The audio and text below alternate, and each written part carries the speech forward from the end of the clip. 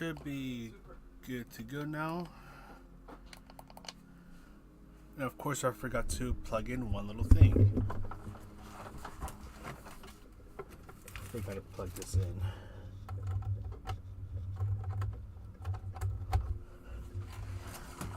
Okay, now it should be good.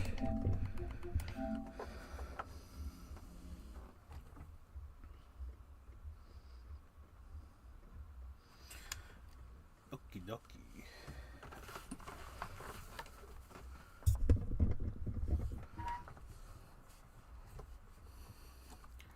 I just got home not too long ago, so I'm just barely firing things up. But hopefully I should be able to see you guys on the second screen, because I do have it up for this time. Let me just, there we go. Okay. Now one thing that I forgot to do was put it on the intro screen, but I was too excited about the second monitor that I just completely forgot about it. But oh my goodness, we have quite a few time trials going on over here. I need to also mention that, or mention on Twitter that I'm live, so maybe like 3 people can see that I'm live.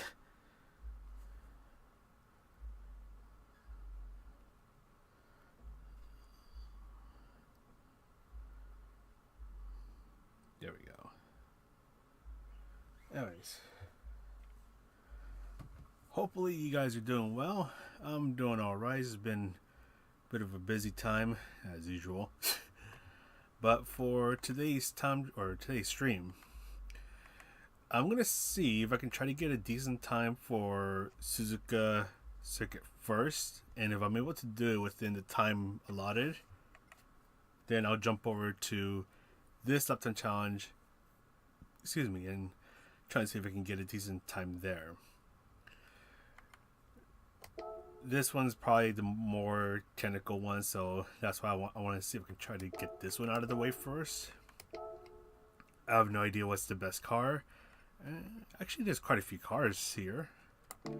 So I already had a car in mind, and it's going to be the BMW M6. Partially because it's at least as far as I know, it's a pretty good car in terms of bop. And the other thing is that it has the Haru Urara livery. So we're just gonna go ahead and just jump right in, because no time to waste. We gotta, actually there's time to waste. I gotta figure out what time I need to get. That's probably something I should figure out first. So I'm gonna see if, 201, that should be easily doable, but like, what kind of time should I get? I'm gonna see if I can try to get a 158. I think people are doing 150, yeah, top 10s into 57s. So I'm gonna see if I can do a 58.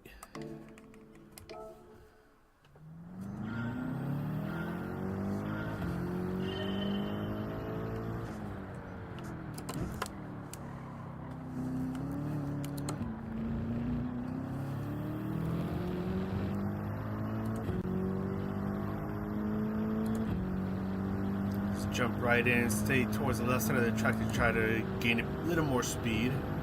I can already feel that my pedals are a little off position, so I might need to adjust them a bit.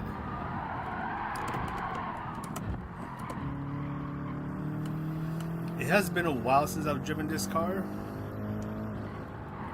so it might take a bit of time to get used to it. What already caught me a bit off guard was that it started to rotate quite a bit through turns 1 and 2.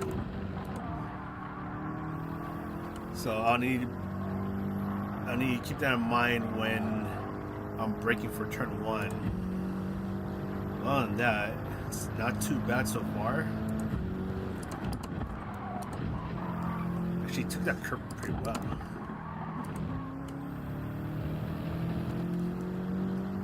So far, not too bad, but this is basically just more for me.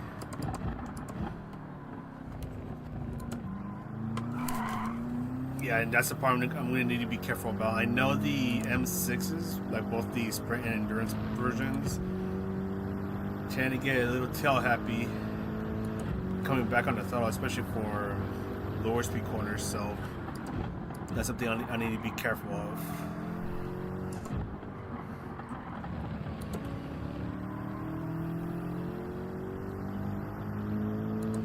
Luckily, with the soft tire, the racing soft tires, it makes this a little easier.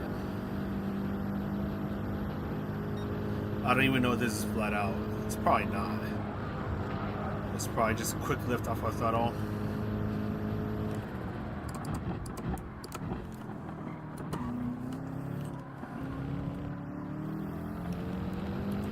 And then when you're trying to finish your lap, just bring yourself towards the right side of the track. And I think that's already gold territory. And let's see, is that gold territory? Oh yeah, that's already gold territory. So we're already off to a good start. Let me just adjust the pedals a little bit. I can't adjust it that much. I'd have to rearrange a whole bunch of things, and I don't want to do that. So already off to a good start. Now it's just a matter of trying to improve from there, and if I can do it quickly, then that'd be awesome. So if you ask me how difficult it is to get a gold, at least in my opinion, from my experience, it's easy. This one's an easy one. Like first lap and it's already a gold territory, so we're doing good so far. And now if you ask me how difficult it was for me to get a gold, like I guess asking me to rate how difficult it was to get a gold for the, what was it, the Corvette VGT time trial, that one was a nightmare. That one was a proper nightmare. There's someone on GT Planet, I think his name is Half Sourly. I love the posts that he makes because he often he loves to put out like these incredibly detailed data about like how many people enter the time trials, how many, like the percentage of people that got a bronze, silver, or gold medal. There you go, just focusing on this. And I think it was around 170,000 people that entered or that were able to put in a time for the Laguna Seca time trial. But what gets crazy is the percentage of people that did not get any medal. And I think that number was over 50% of the player base, which is absolutely nuts. Like you don't see that every, like for these time trials. Like you don't see that happen often. Like, so that already gives you a pretty good idea of how difficult that time trial was. And then he breaks it down even further by saying like the percentage of people that got bronze, silver, and gold. I think most of like the remaining people, most people got bronze, and then for silver and gold, I think it was like within like the single digits percentage. Yeah, I remember seeing, I think for gold, like only 1%, like 1.5% of the player base got a gold medal. So not that many of us, which is far below the average percentage of people that get a gold medal for the time trials. I think the average is around 10% of the player base. But for this one to be 1%, 1.5% of the player base, like that's a properly difficult lap time challenge.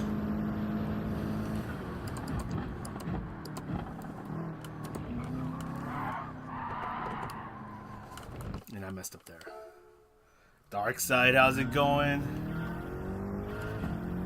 I'm just here just doing the new lap time challenge. So this one was with Indy Group 3 car at Suzuka circuit. We are on the racing soft tires.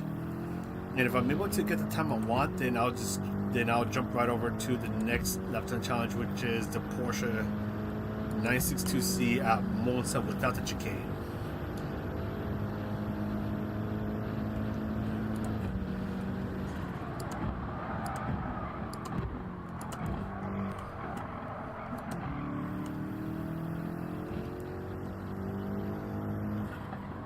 Yes, and I don't know why I'm slowing down right there. I shouldn't have to brake right there. Just lift off my throttle.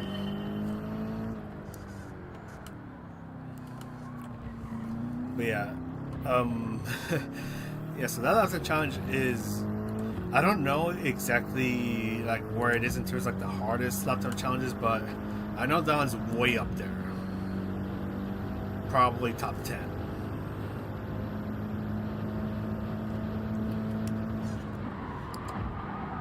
And I think I might have called it when I was doing that stream,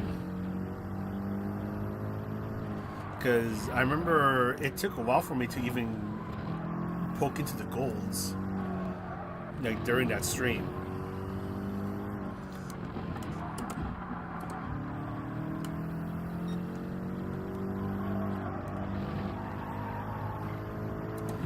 I don't know if you can take that turn flat out.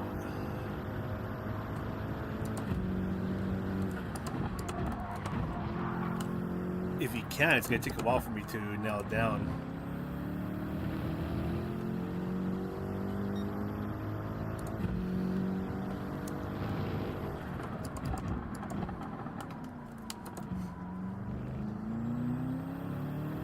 A much better exit.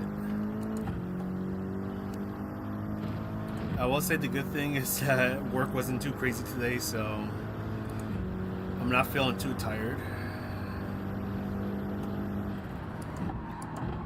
Although the way I'm driving makes it seem like I'm tired. Yeah, it's a fire livery. Yeah, I've got the Haru Urara livery. Like I've been really into Musume lately. Like if you're on Twitter, you might have seen me post about it every now, like for a short while. I remember I was posting stuff about it. No, but the thing is that we gotta be careful about that. No, but the thing is that the actual horse that the character is based on passed away the other day. I found I woke up on, I think it was Tuesday when I woke up and I saw the news that she passed away. That was sad. I was like, no! Because, like, the history behind Haru Urara is pretty crazy. For those who don't know, so Haru Urara, she was a racing horse, but she became extremely well known for, I think she did 119 races in her career, and she lost every single one of them.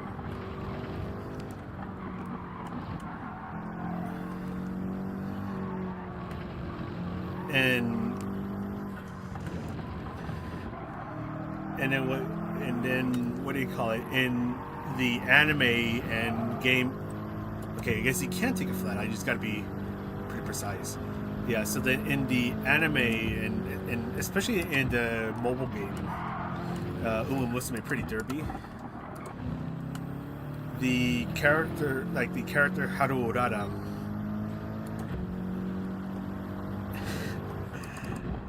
like, she loses all her matches or all her races, but she never gives up.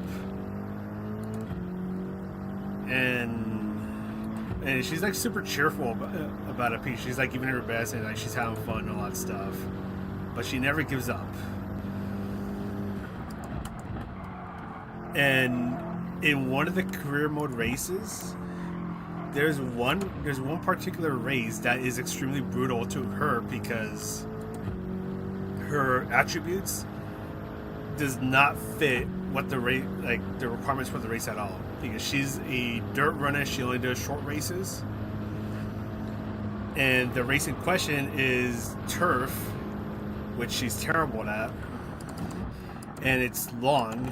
Like I think it's like a 3,200 meter race, so that's like way out of her reach. But she still does it, and of course you lose. And after the race, she cries,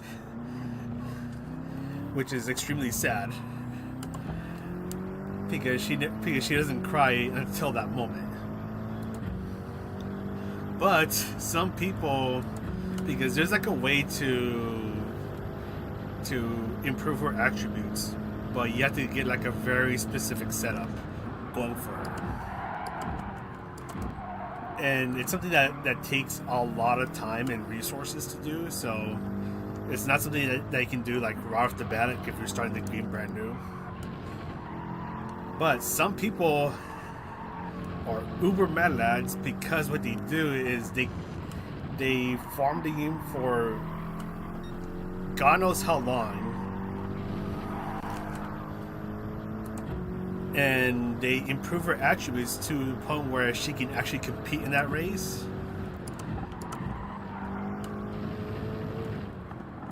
And if they do it right, like she'll actually win the race, which is something that is incredibly difficult to do.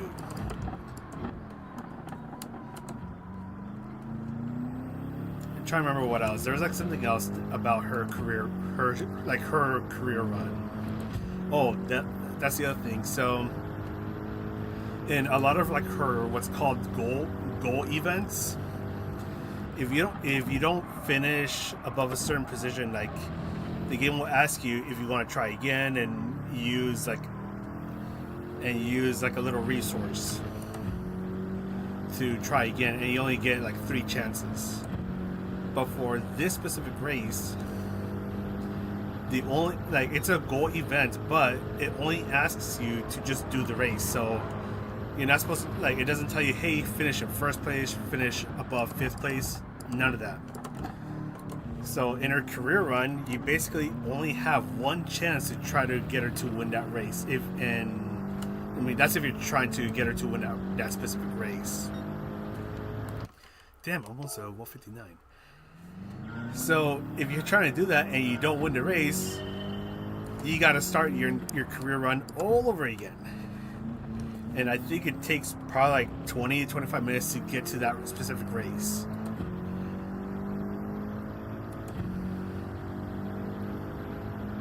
And you also need to hope that you don't get any bad events. So there are some bad events that happens to your character where like she can't gain as many skill points and other things like that. So you have to hope that doesn't happen. Otherwise that'll compromise your career run or even ruin it. But yeah, there's like a lot of things that need to go right for you to potentially win the race with Haru Urara, even though she's not supposed to win the race. But like if you do win the race and like you post about it, like people from the community like will congratulate you because it's such a difficult thing to do. I really want to do that one day, but I'm still pretty new to the game and my resources in the game are I don't have the resources to do that. That's probably something I'll have to do. I'll be able to do like years from now.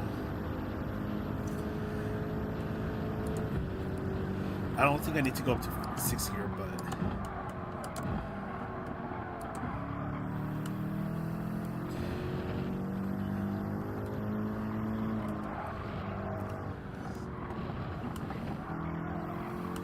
no. What else is I going to say about Haru Urara? Oh yeah, so eventually people found out that like when like around the time that the game came out that she was still alive, but like she was like in a retirement stable, and there was like a link where you could donate money and it'll go towards feeding her. So people got people got like they really admired her character and the horse to the point where like she got like a huge influx of donations. So like she was getting a whole bunch of grass to eat, and then a bunch of memes came out about that where like she's just like her anime version is just like sitting there chilling, and there's like a whole bunch of grass just like piled up like right in front of her, and she's just casually eating it.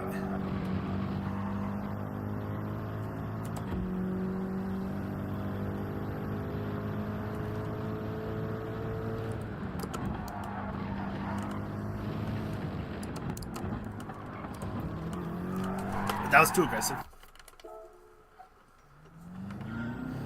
Yeah, and luckily this BMW has her livery, because I didn't know, like I had a feeling that this car was going to be good for this combination. So I was like, okay, I'm hoping that like one of the BMWs has an Haru Urara livery, because I know there's like a whole bunch of Musume liveries. Like someone has to have made a livery of her on one of the BMWs. And luckily, I was able to find one for this car.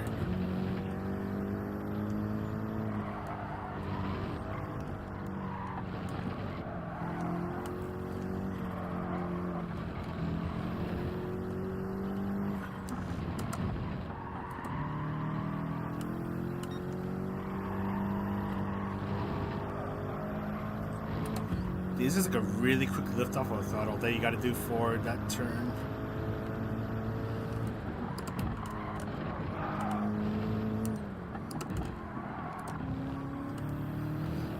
And I'm a little nervous about getting on the throttle for Digner 2, because I feel like the car's going to want to try to throw me to the wall.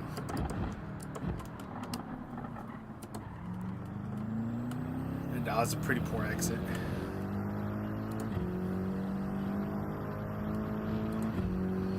Speaking of Musume, yeah, I'm not going to shut up about this for a bit. So, there is like a, I guess you could say it's a championship. So there's a championship that started today.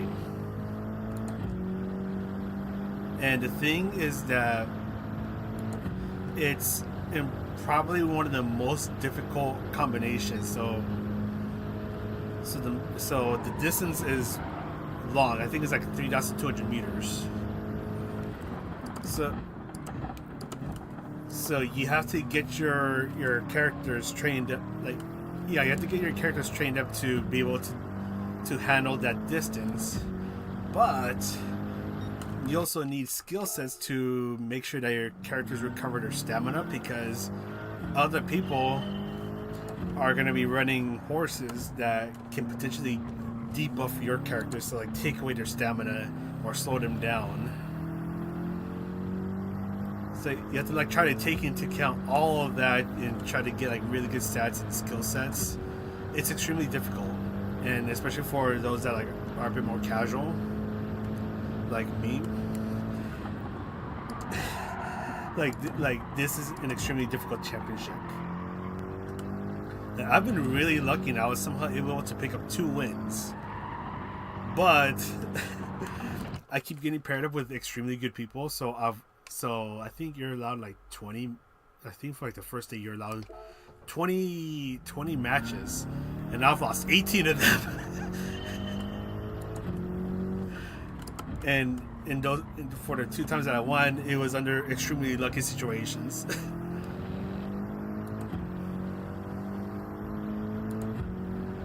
And the thing is that like when the horses are racing, you cannot control them. Like you can only watch, so you can't tell them, "Hey, go faster" or anything like that. Like the only thing you can do is control their training when you're trying to build them. But then like once you take them out to the races, whether it's single player or multiplayer, or in this case like the champions meeting, you can't control them.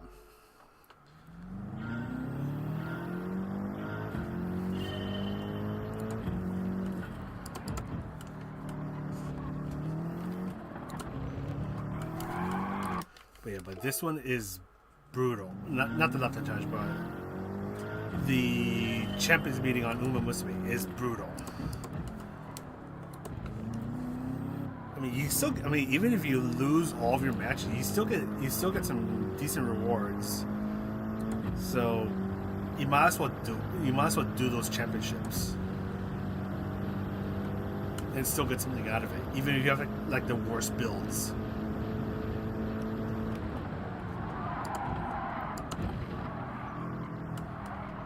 Yeah, but I didn't go into the Champions meeting expecting much, but I've been able to pick up 2 wins, which is extremely surprising.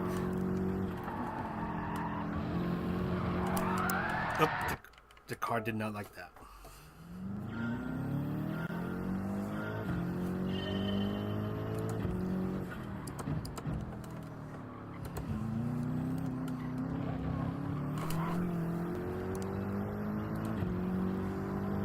I need to remember that the turbo on this car tends to kick in pretty hard. Otherwise, I'm just going to keep spinning around and turn to Beyblade. Light Pencil, how's it going? Good to see you. Hopefully you've been doing well. I'm just over here trying to get good at this new Lap Time Challenge.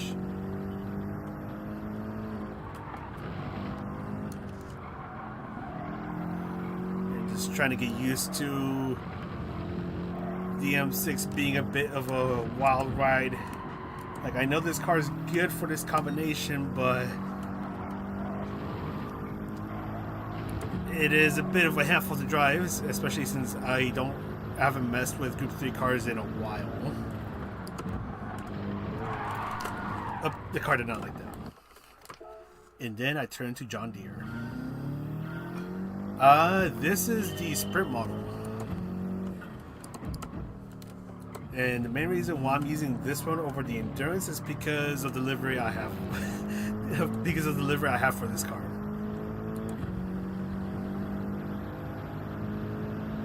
And I'm going to be extremely stubborn and stick with this car and hope I can get a 158 out of it.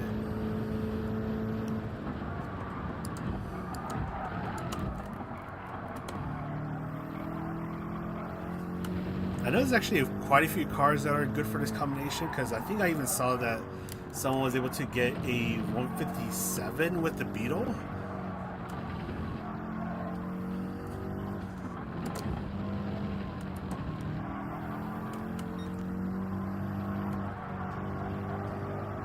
Which is pretty nice, because yeah, I haven't seen the Beetle getting used in a while.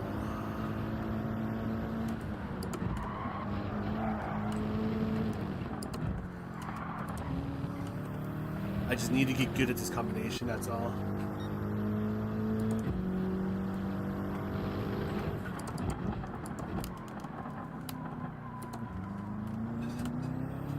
There we go, that's a much better exit. Too bad that's not going to give me 2 seconds. It'd be amazing if it does. Oh, sweet. Yeah, what would be cool is if people were able to do liveries for both versions, but as far as I know, I haven't really seen that happen, which is a bit of a shame. But oh well. If I remember correctly, just a quick lift off of throttle. That was a little too much of a lift.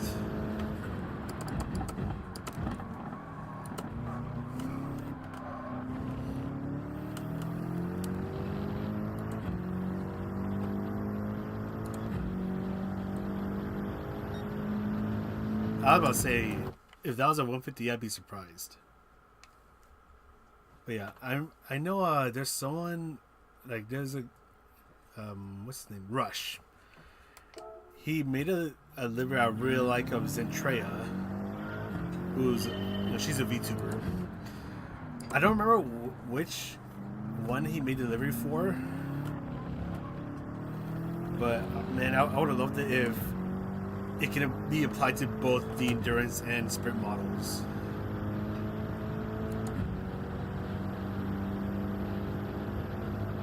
Man, Ooh, there's quite a few of you guys showing up. Let me read you guys' message first. Kurt, how's it going? Good to see you. Hopefully I'm not missing any messages.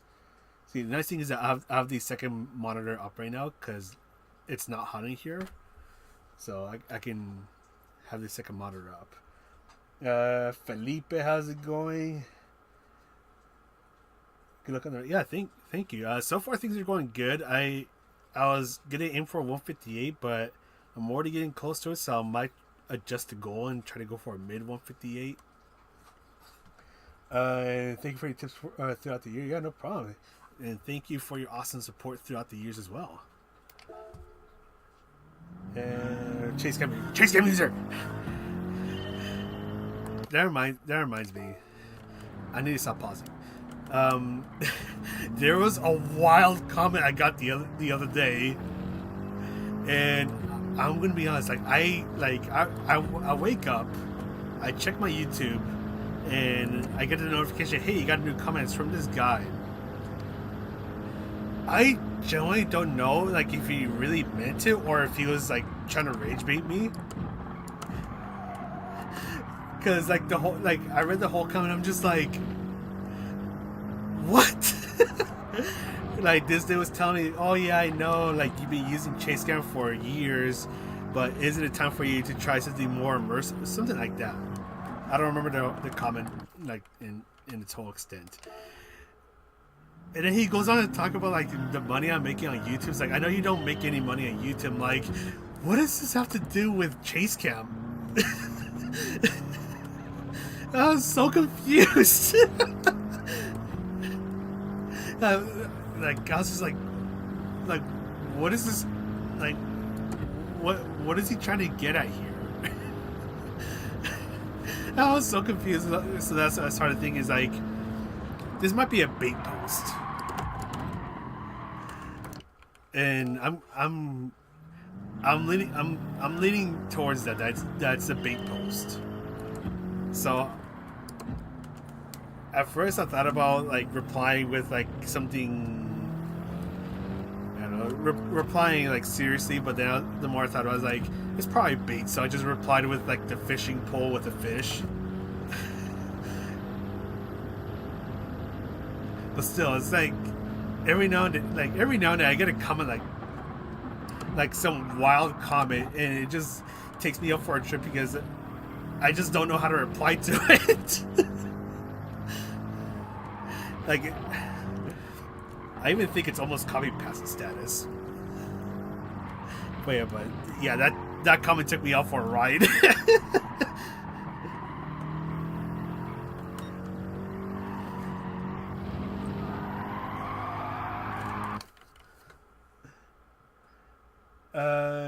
What is it?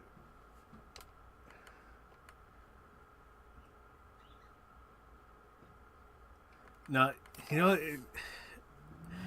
I don't get that many comments about using chase cam. Yeah, and then of course there's people like Gallo, Deaf Son, Cooper who use chase cam, and they're extremely fast.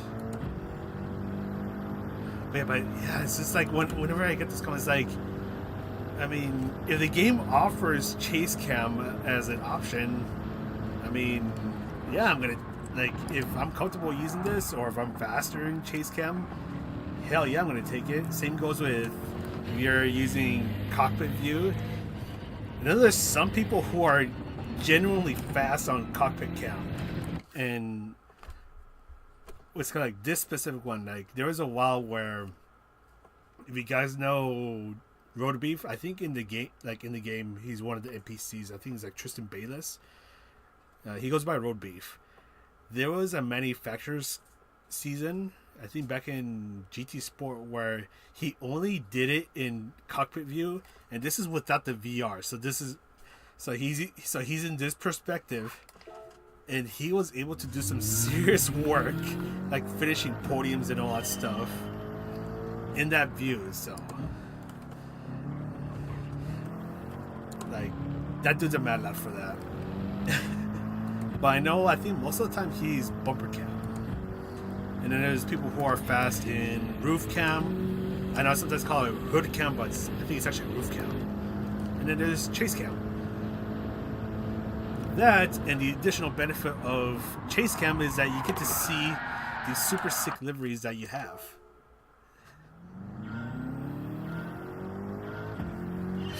Chase cam users are weird.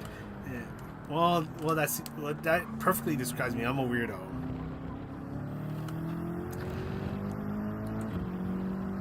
So that fits the bill.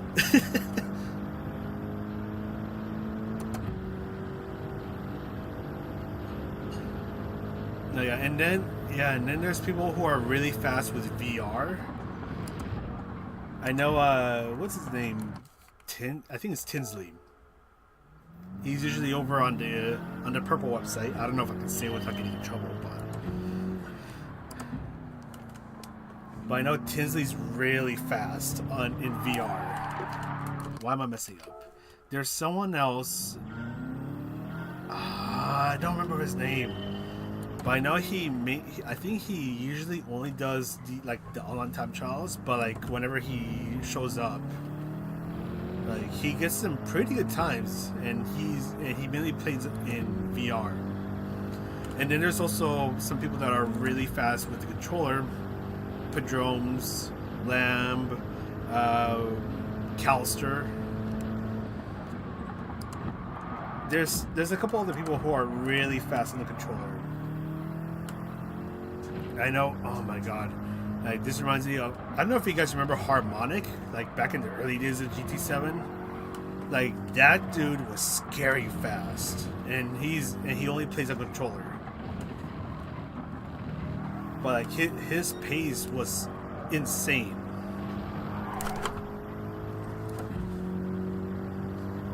Like I think he was as fast, if not even faster than Lamb. Don't quote me on that, but I know their paces were extremely similar. But it makes me sad that Harmonic eventually stopped playing GT7.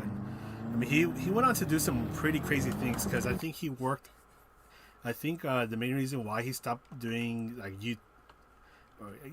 think he stopped doing YouTube, but he stopped doing GT7 and Forza, because he ended up working on the Cadillac hypercar. He moved on to work on those cars and get them ready for the endurance races. I mean, so I'm sad that he moved on, because he was an extremely valuable resource for the guides that he did. But the stuff that he went on to do in real life is pretty damn cool.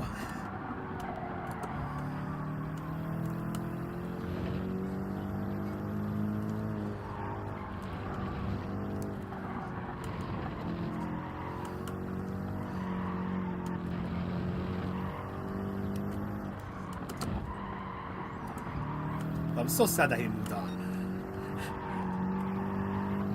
because the guy was super nice to talk to.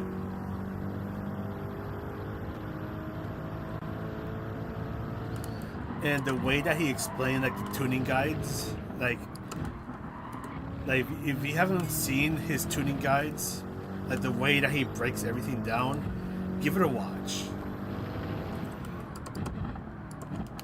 Because he goes like super deep into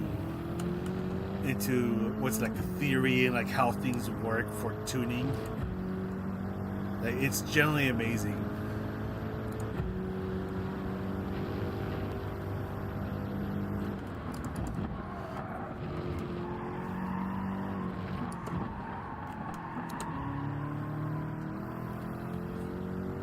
That was a good exit.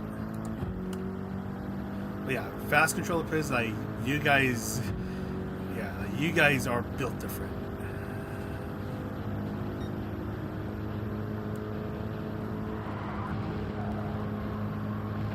Okay, that was a little more aggressive, which ended up working out.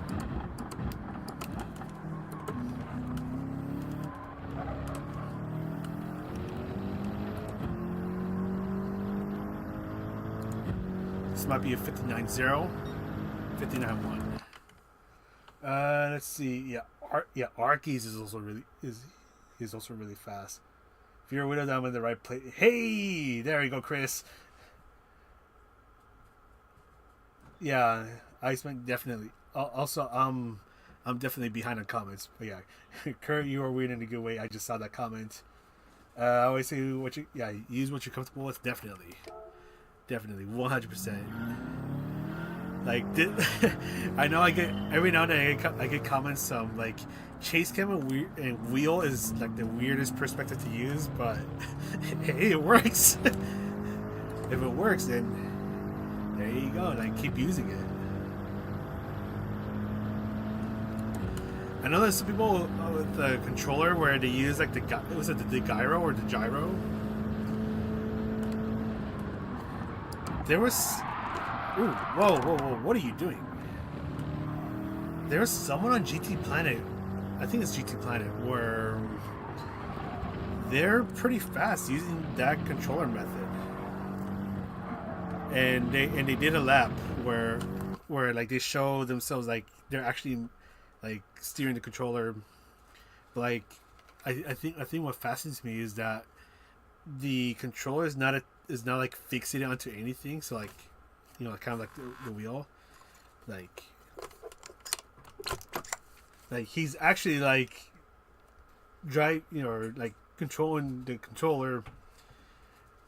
And because I know that the few times that I've tried to like, I'd often like have it tilting and then I just start to mess up. But like this guy, I think he drives like it's almost fixated, but like there's nothing fixated on the controller, or vice versa. But like, and then he gets some really fast lap times. I'm just like, how do you do that?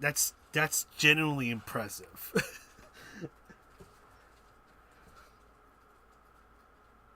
Did I see Roland? Oh, okay, never. Yeah, Roland, LC Broker, Stefan. I haven't seen any of them, but yeah. And also, that's the other thing. Like, people who are fast, but they don't really show themselves, like, especially in sport mode. Because I'm sure there are people out there, like, who probably only do lobbies or just single player, or like pop in like once every blue moon, where they are scary quick.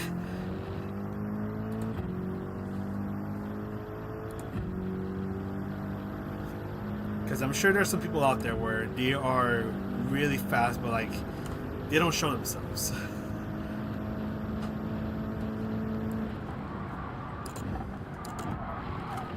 That reminds me, for the Honda Lap Time Challenge, I think there's someone who is provisionally qualified for the Americas, and it's like this person, like, I've never seen it before. Some of our friends and I talked about it. It's like, we've never seen this guy before, but for this guy to kind of just show up out of nowhere and put in like a really good qualifying time, like that's impressive and scary.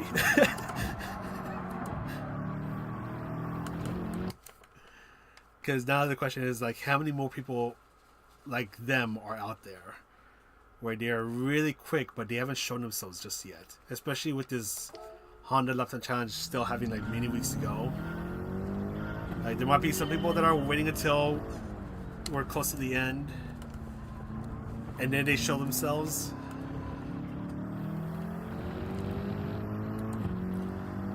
That's when it gets scary.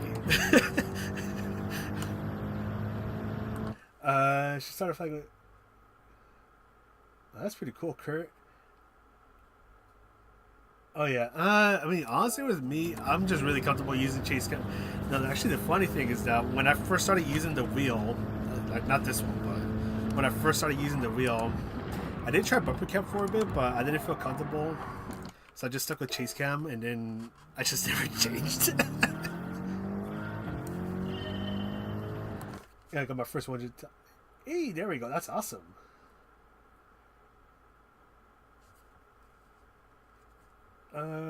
Started with GT1. Actually, funny story. I've never played GT1. I started in GT2. And I remember for a short time, I had a I think the brand was a Pelican, but the thing is that the gas and the gas and the brakes were the pedal shifts, because the Pelican wheel was just that, it was the wheel. There's no pedals. I remember using it for a while. And by a while, I mean like only a few weeks, because then I broke it because I was an idiot.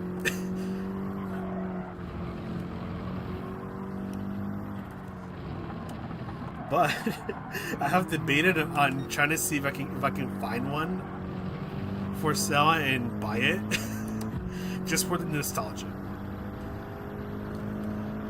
But then that's gonna result in more space taken in this tiny room. So that's why I haven't pulled the trigger on it.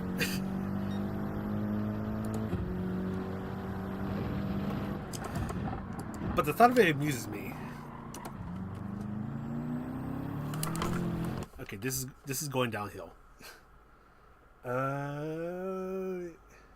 Yeah, we killed a lot of time in college. GT 1 and 2. Yeah. How old was I? I was probably not even 10 years old yet. Oh, I was a wee little lad.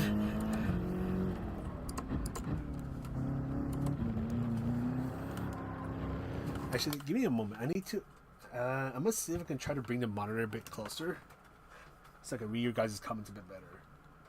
The only problem is that there's like a whole bunch of stuff in the way. So give me a moment. I definitely do not have a mess in my room. There we go.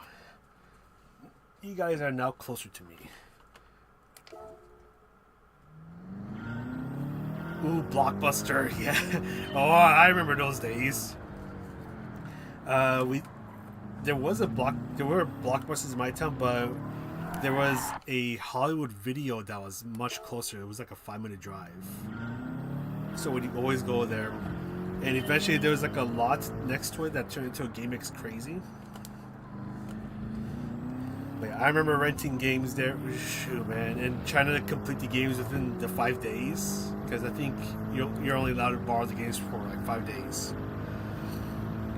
And I remember I was like really into Legend of Zelda, and I was trying to play Majora's Mask, so I go to Hollywood Video, rent out Majora's Mask, but I did not realize that you needed like the extra memory pack.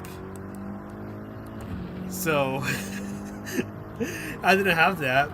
And, well, unfortunately, I couldn't play Majora's Mask, and I was really sad.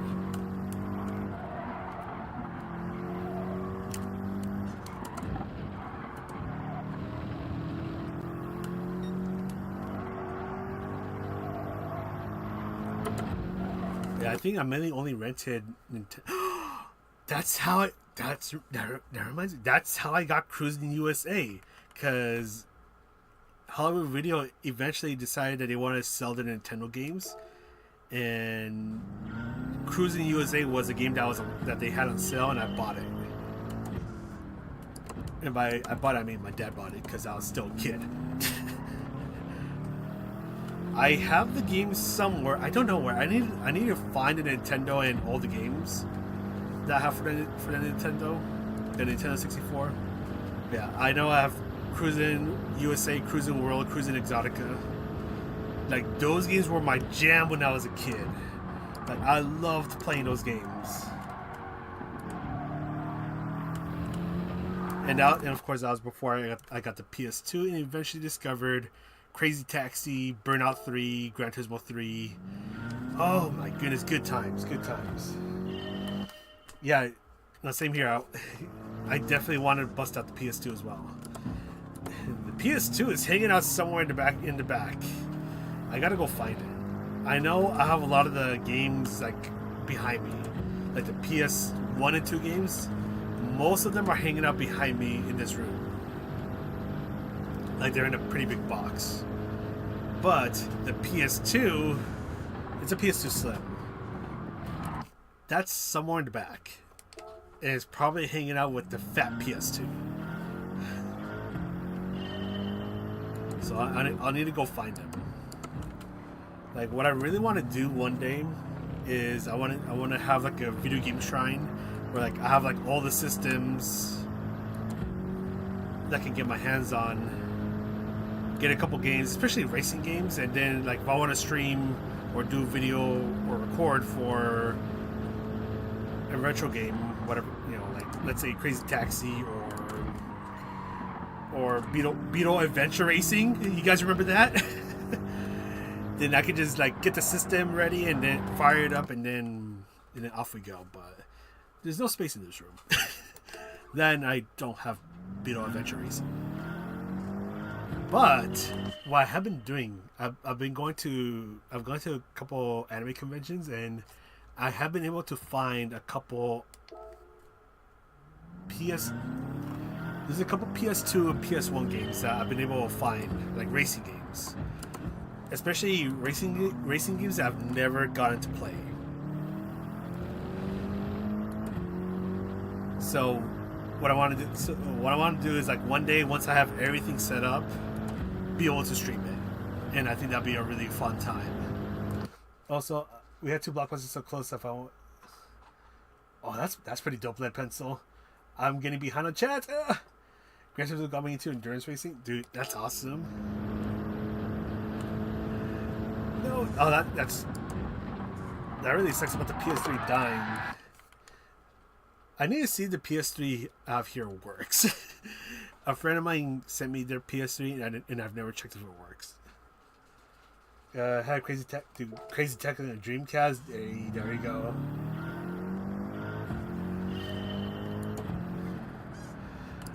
The only thing, okay, so when I was a kid, the only thing I learned about Crazy Taxi, the only thing I learned about Gran Turismo was to respect the Escudo.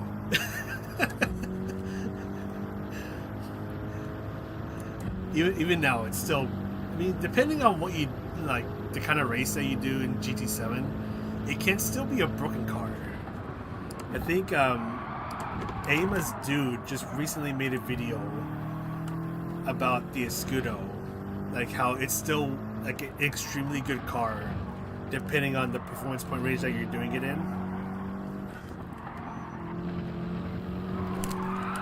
Oh, hello.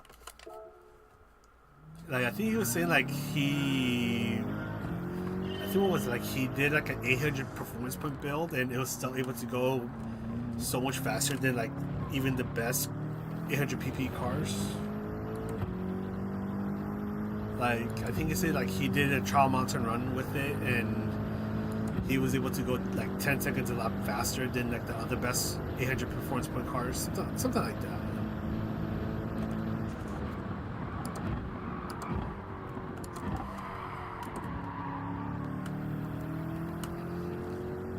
Also, I do apologize if I'm stumbling over my own words.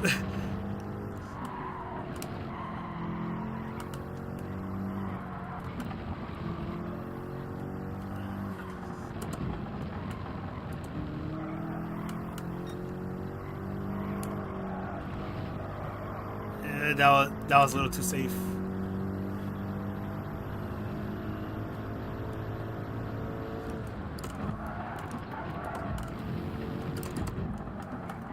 That was aggressive.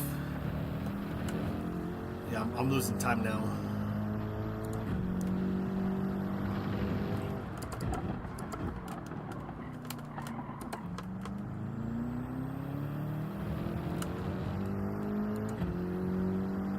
CV, oh my gosh. What was my first time job? Well, full-time job. Do internships count as full-time jobs? I suppose that's probably more contract-ish. Or seasonal. I don't know. Oh, the GT1, yes, that was also another broken car.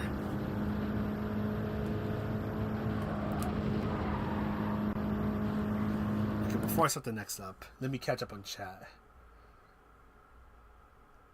Too busy playing guitar. What was I doing?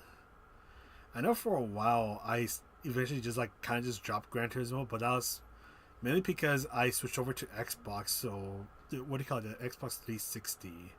because my brother was able to get like a stupidly good deal for a used Xbox with a couple games. So I never got to experience GT5 and 6.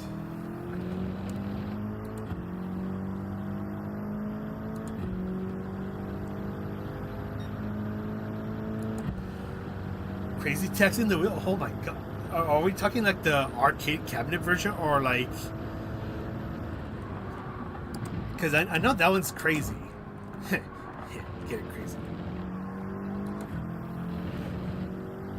Because like when you try to do like the crazy drift and all that stuff, like that's difficult. Like you gotta time it so well. That I think there was a convention I went to recently that had Crazy Taxi, like the arcade cabinet version, and yeah, like when you're trying to do like the crazy drift and like the crazy launch, that's hard. That's so hard to pull off. On Dreamcast, oh my. Oh, okay, that's even crazier. You know, I have the Steam version of Crazy Taxi. I wonder if it can be compatible with the wheels, like this wheel or the Logitech. If there's a way to make it work, oh my god, it'd probably be too much for me though. Ooh, that was not too bad.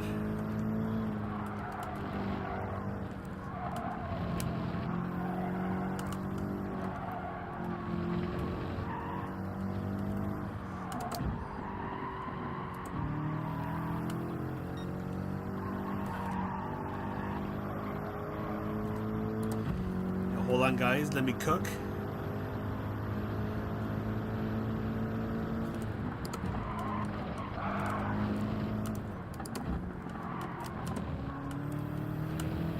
That was an okay-ish turn. It could have been better though.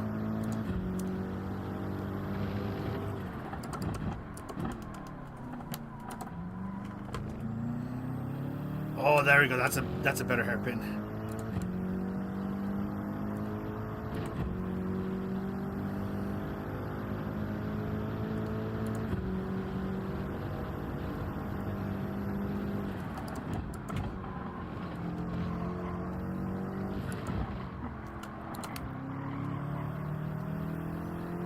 That was a terrible spoon, but we can still gain time.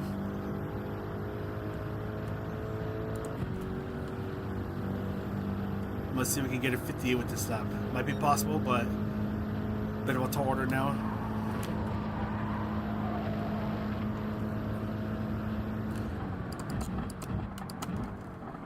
Oh, overshot by a country mile.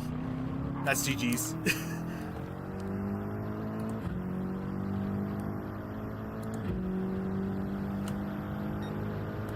Okay, let me catch up in chat. Yeah, night and day. Yeah, definitely. Oh yeah, that is definitely a night and day difference. I've had the G20 now for a while, and then eventually went on to this little guy right here, the CSL. Yeah, it's a lot quieter, which I like.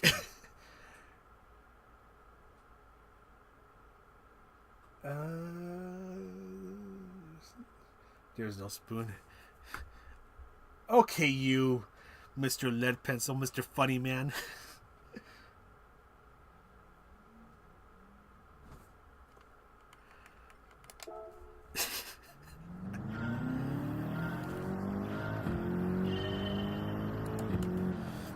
I'm just gonna go to Suzuka, drop a spoon at spoon, and be like, here's a spoon at spoon.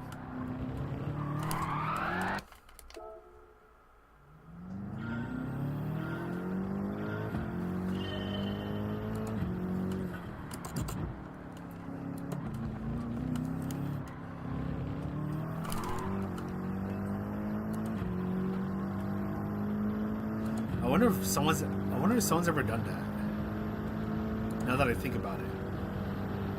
Someone must have done that.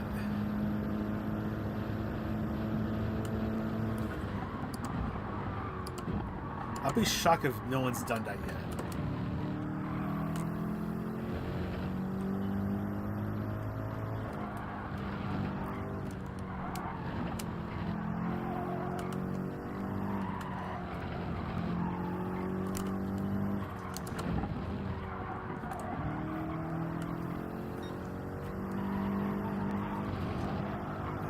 turned in just too early. Oh, it barely kept it on the track.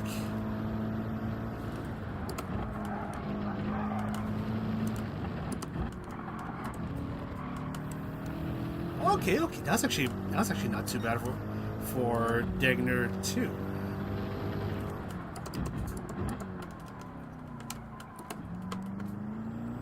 But that was a terrible hairpin. That was a little too wide. Too late in the brakes.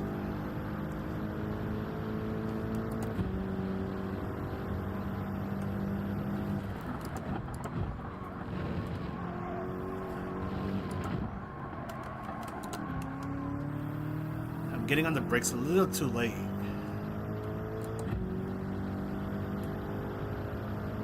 It's all good, lad.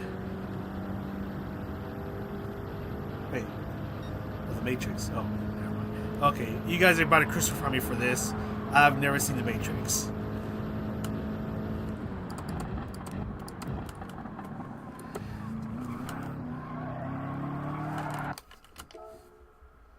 J-Funk, how's it going? Who's this handsome fast fella? That's you! That is you, my friend. You Chatini. I want to call you guys Chatini. You Chatini are fast and handsome. I'm just a dude. Yeah, I've never seen The Matrix. I know, it's baffling.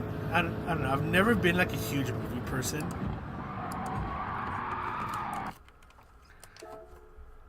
Although every now and then, whenever I do feel like watching a movie, it usually ends up being like a, what do you call it, like an anime TV series that makes them like a spin-off movie or something like that.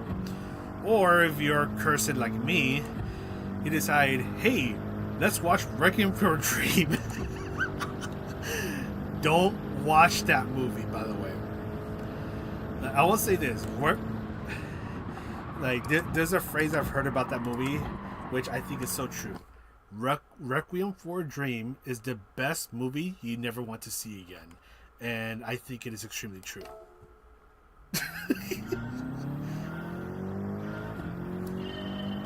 Not seen the Labyrinth. Okay, I have never seen the Labyrinth either. I've seen Pan's Labyrinth. I had to watch it for Spanish class. I don't know if that counts though. Getting by. Hey, there you go. He's one of the only streamers. Yeah, time trial streams is kind of like my jam. Like, I don't know. I feel like it's hard for me to do daily race streams. I don't know how to explain it. And also what doesn't help for daily races is that peak time here in the Americas is while I'm at work, because I'm in the West Coast.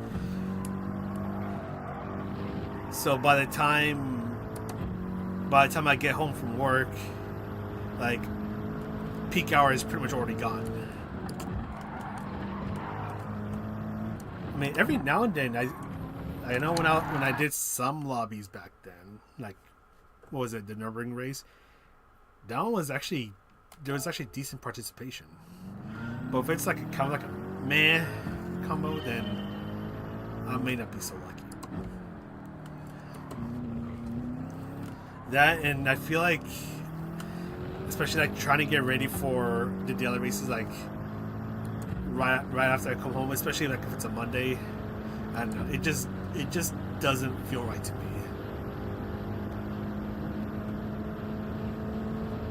But time trial streams, like, that's my jam. Like, if you give me a really good combination, then I could probably just go for it for a while. That, and I don't have to be like, oh, I need to be home, or like do like the 6:30 p.m. slot, let's say. I can just start whenever I want. I mean, the only reason why I start at 6:30 p.m. is because of the stream. Like, I start to stream at 6:30 p.m. So right after I go home from work. But other than that, like, I don't gotta worry about anything else. Like, I could just do this at my leisurely pace. Although I want to try to get good at this quickly, so I can move on to the next time trial. Then, I don't know, it's just a lot more chill. Even though sometimes it does get frustrating. But you only get frustrated because you know you can do better. And you keep messing up like a freaking idiot. And then you curse at yourself.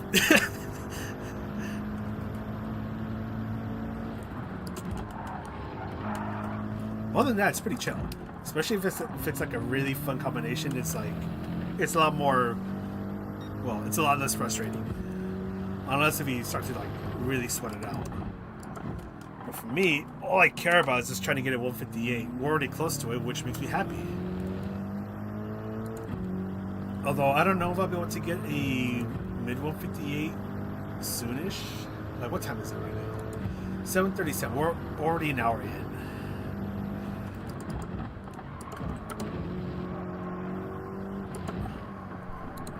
Like, I wish I was good enough to where I could probably go for a low 158, but I don't think I'll be able to do that like really soon. Cause I'm just okay. I'm not fast.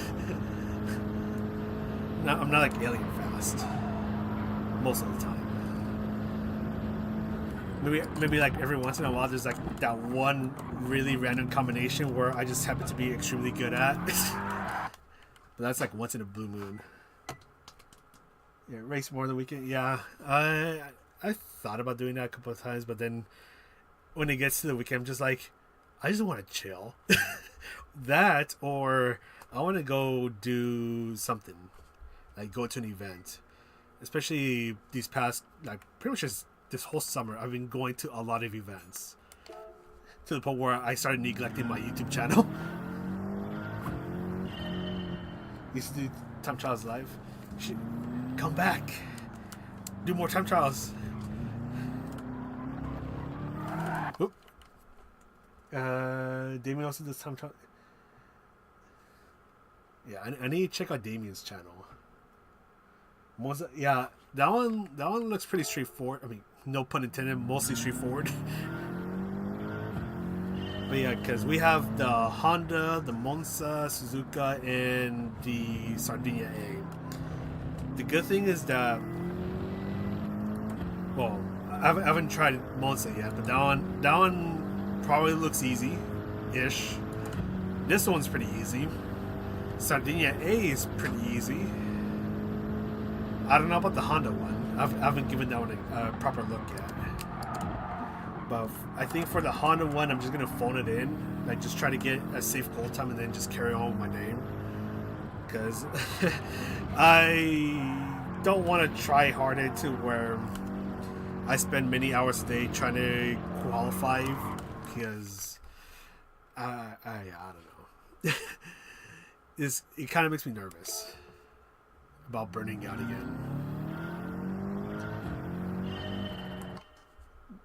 That couldn't overall. Yeah, that's true. I mean, gosh, how do I? I'm trying not to sound arrogant or like an egomaniac.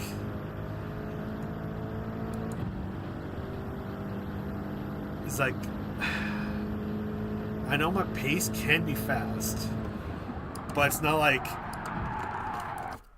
top split fast. I don't know how else to word it. Which is great and extremely frustrating in its own way. Because there's been times where, especially back in GT Sport, where I wanted to try to qualify for the live events. So it's like, I'd be fast, but I'm not top split fast, but I'm in top split. So it's like, you're going as fast as you can, but it's still not fast enough. So you don't get enough points to qualify. And I guess actually, you know what? Honestly, you could probably say the same thing about the Porsche Cup when it was over here in the US for like a couple of years, where I was fast, but not top speed fast. But what also didn't help was that even though like there was a pretty decent chance for me to qualify, I kept messing up every single chance I had. Oh, I mean, it still frustrates me to this day, but honestly, I think it was for the better because I was not in the right state.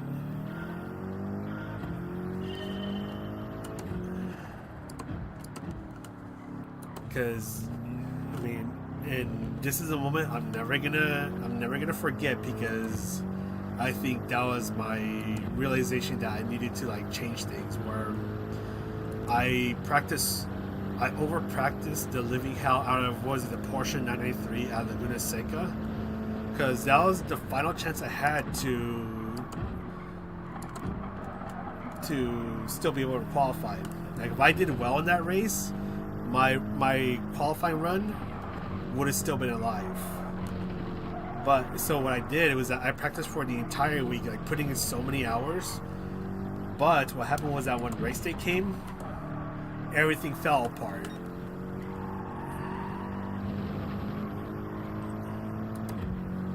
Was it humiliating?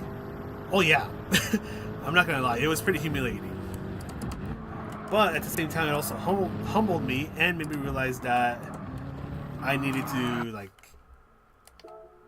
step back, I guess. I don't know.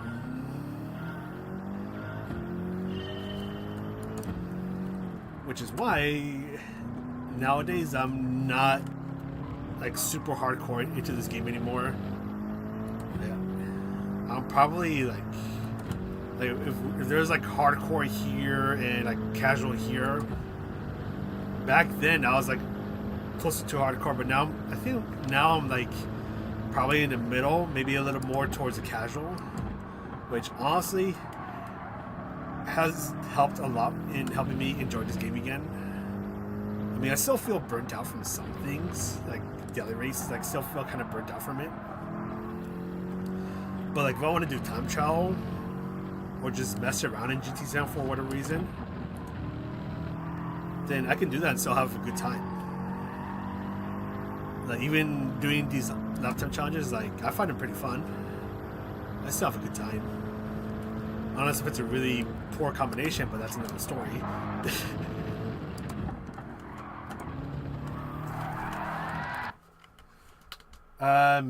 Yeah, so I'm around 75,000 driver rating, if I remember correctly.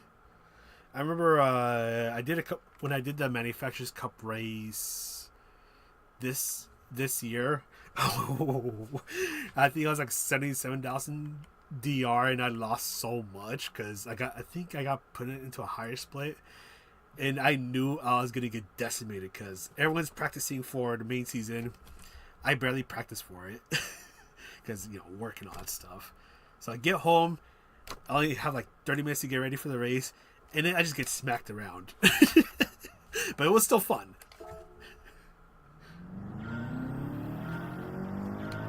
Okay, there's a comment I see that is barely out of reach. This is the first real fast day I ever found on YouTube. Thank you.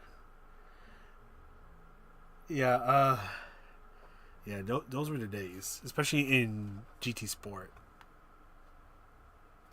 Puff your chest. Oh, thank you. I barely have any muscle here. I need to work on that.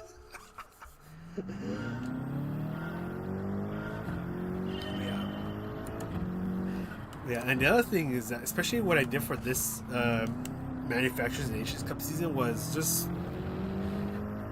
take it nowhere near as seriously as I was back then, and that honestly helped me enjoy the championship races a lot more. Like, I didn't care. Like, I wasn't good. Like, my goal wasn't to qualify. My goal was just to have a nice little drive. I don't care where I finish. If I feel like I had like a decent drive, or like had really good battles with other people, then that's all that mattered to me. And that helped me enjoy the championships a lot more. And then in the rare cases where I won, I'd start to break down and cry a lot. Oh, if you guys remember, what was it? What was that? I think it was like MR Group 3 cars at, what was it, Autopolis. I mean, not gonna lie, that was a pretty hard day because of something that happened just before the actual race itself. So I was already like a broken mess. Like I was crying a lot before the stream even started. So I remember when I started the stream, like I was already like sounding like a hot mess. And then the first slot didn't go the way I wanted to, but I was like, we might as well do it again and see what happens. And then slot 2 happens, I win the race, and like when I realized that I was like a couple turns away from winning, like I was trying so hard not to break down, and then like right as I crossed the finish line, I was like the waterworks fell. Oh man, that was a crazy moment. That was a crazy moment.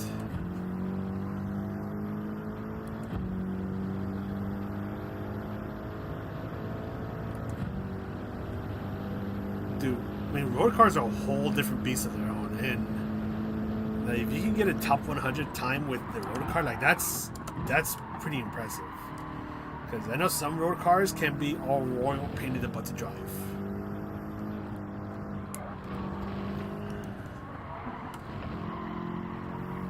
I'm trying to remember, like, what's the latest road car that we had for a time trial that was like a real pain in the butt to drive? I actually don't remember. Which makes me nervous, because if we get one with the Lancia Stratos, ooh, that's gonna be a difficult one. Because I know that car tries to kill you everywhere. Or actually no, worse. I mean, this one was already over. What was it? The 1972 Alpine A110. If we get a time trial with that, oh my god, that's gonna be difficult. Because I got curious about it a couple weeks ago when I was trying to do like a couple laps of it at Nurburgring. That car is extremely tail happy because it's a rear engine wheel drive, but you have to be so careful with what you do, because it's really easy to upset it and the car's going to start to fishtail like crazy. So if we ever get a time trial like that, good luck, you're going to need it.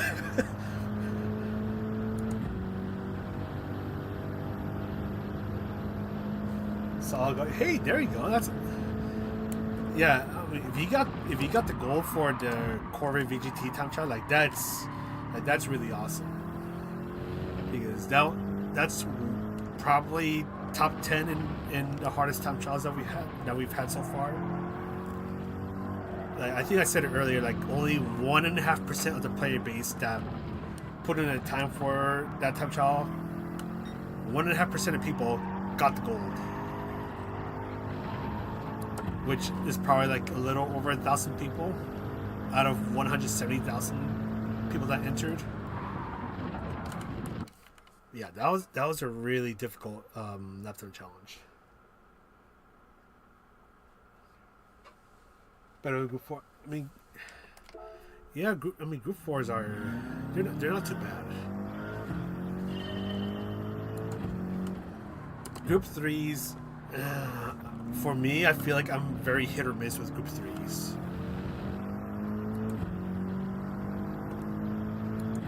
I think it depends on the combination.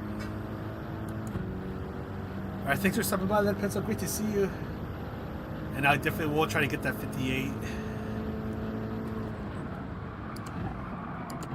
But also, it's really fun talking to you guys, so I'm getting distracted.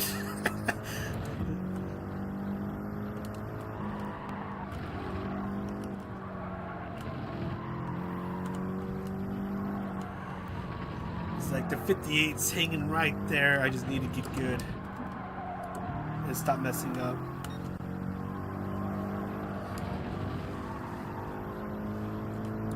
And that was an okay turn.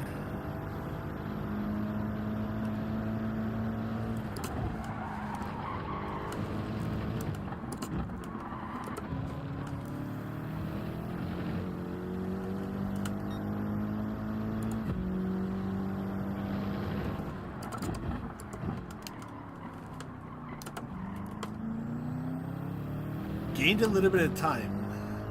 I think I gained a little bit of time.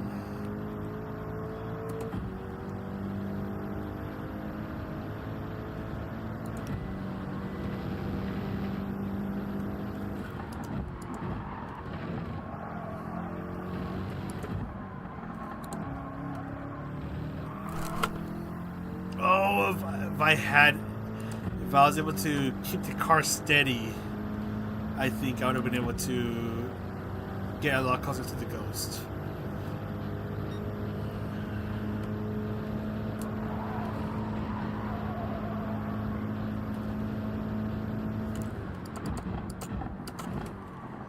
Open overshot again.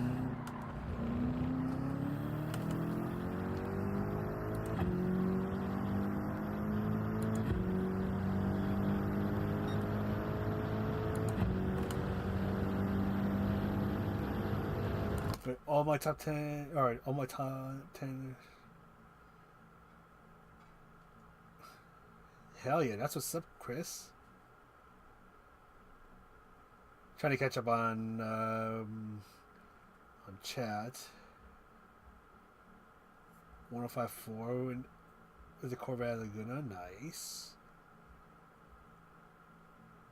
Okay.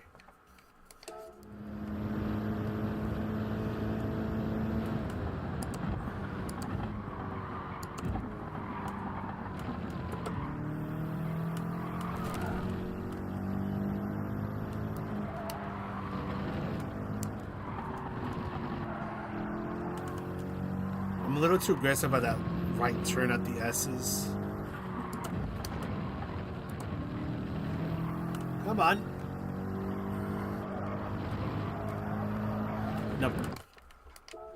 Getting too aggressive.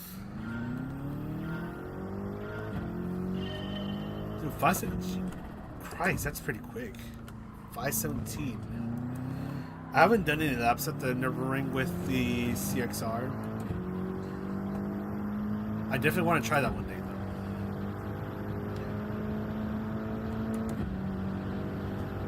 This is a good one. Doesn't come. Oh, that's. Oh, okay. So that's why. I will say, it is pretty cool where PD does like daily race or time trial combos referencing like the real life events.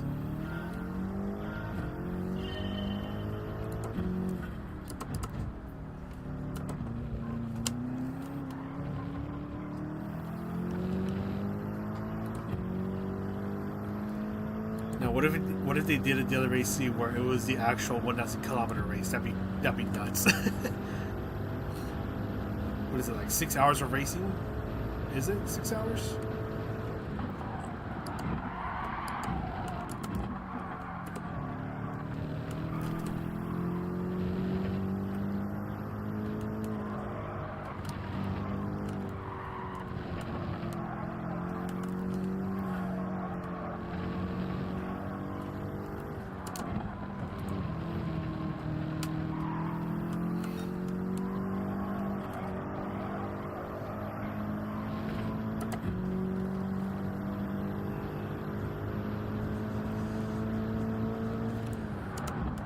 I was too late on the brakes.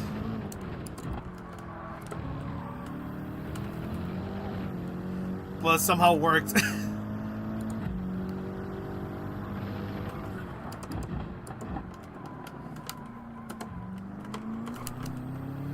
Oh, that was risky. That was risky. But I actually gained a little bit more time right there.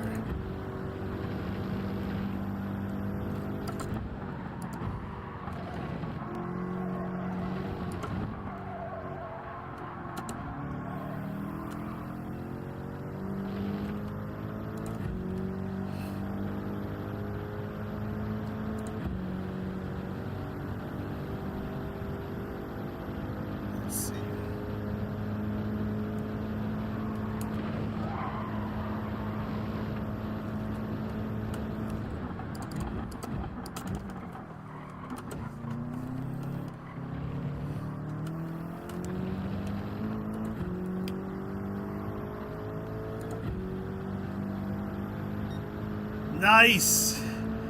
Got the 58, but I feel like I can clean up the lap just a little bit. At least for now. Like, clean up the lap just a little bit. And then we'll make the lap guide out of that. I mean, I know it's not going to be super fast because I think Tijani has I think he has a high 57, but if I can just bring my time down just a little bit more, clean it up a bit, then I'll make the lap guide out of that. Terry, how's it going? Yeah, there were some sloppy moments, but yeah, we can definitely clean it up just a little bit. See if we can do it right now. So, let's get into it. Thank you, Chris. Thank you, Ice. Also, ran out of the battery. Uh-oh, that's gonna be a bit of a problem. Because there's a thing I'm doing where I'm trying to do laps with, or do a fast lap with every single car at the Nurburgring. So that's gonna be a bit problematic when I get to the Corvette. It's like going fast, battery's dead.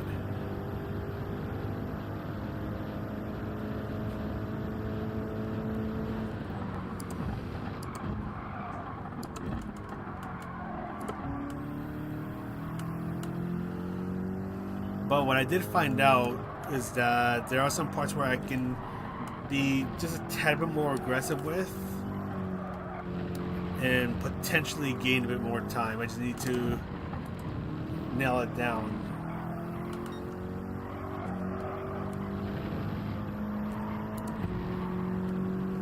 That was a bit risky, but I think I'm gaining a bit on the Ghost.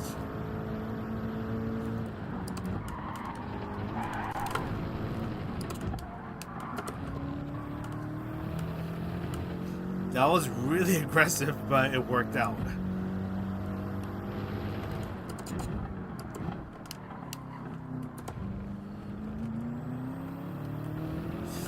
Ooh. Honestly, okay. I'm gonna be honest. I thought I was done for because I was on the curb, like in the inside of the hairpin. But somehow it worked out well for me.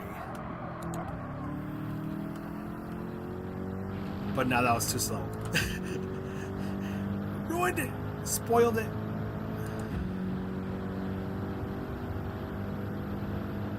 Wheel spin on, oh god.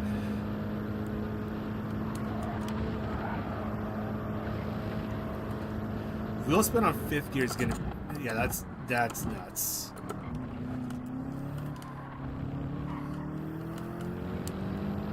I want to see if I can shave on just a little bit of time, maybe, question mark? No. About a 10th. Maybe half of a 10th off? I don't have water, damn it. Guys, I'm sad. I don't have a water balloon near me.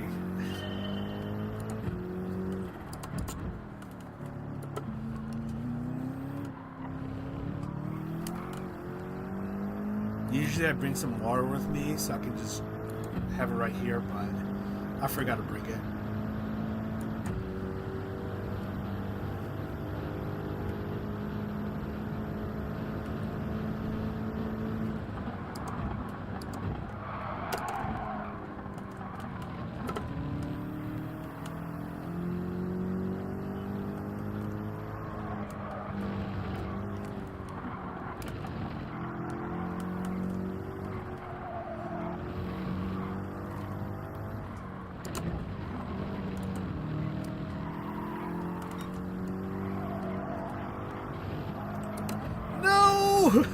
Oh man! Honestly, I thought that was gonna work. I thought that was gonna work. But what I'm gonna do, I'm gonna go grab some water. So I shouldn't be gone for too soon. So I'm gonna throw up the intermission for a moment, and I'll be back. Where's with the mic? There you are.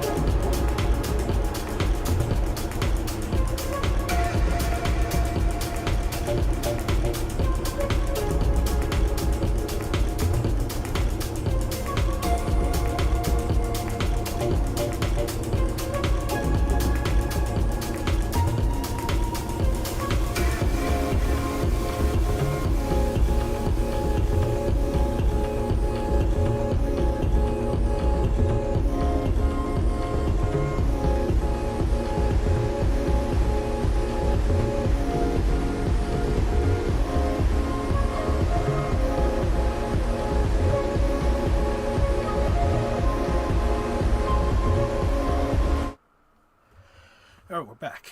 And my computer is doing something stupid. There we go. Or not the computer, but like the monitor. Like it completely went black on me. I was like, uh-oh. That's not good.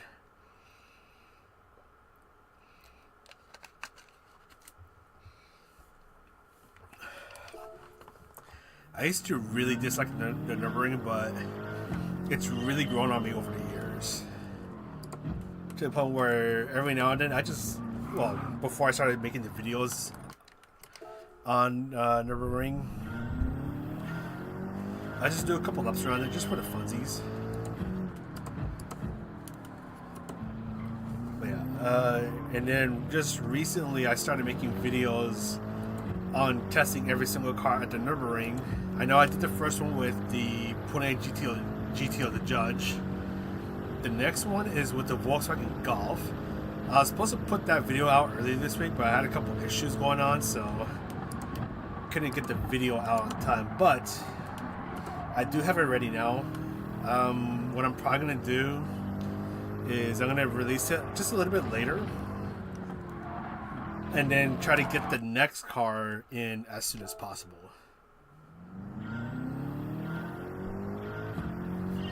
$550.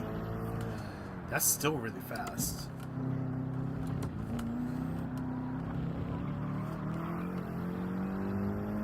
On the sports soft tires as well. Jesus Christ. Oh yeah, yeah. Nurburgring for daily races, that's pretty much a must, because there's a good chance that there's going to be a lot of participation. By the way, if you guys don't know, next week's daily race B is going to be Nurburgring with the Group 3 cars. I think it might be with the cars that are going to be used at Berlin for the World Tour event. But yeah, next week's race B is going to be, I think it's, I don't know if it's Nurburgring 24-hour or the endurance layout, but it's one of the longer layouts. And it'll have the, what's it, like the credit bonus? I don't know how much though. The only thing is that it's one lap, so you only have one lap to try to win the race. I don't know if it's gonna rain though, so you'll find out on when the daily races start. But yeah, if you want to start practicing for that daily race combination, now's your time.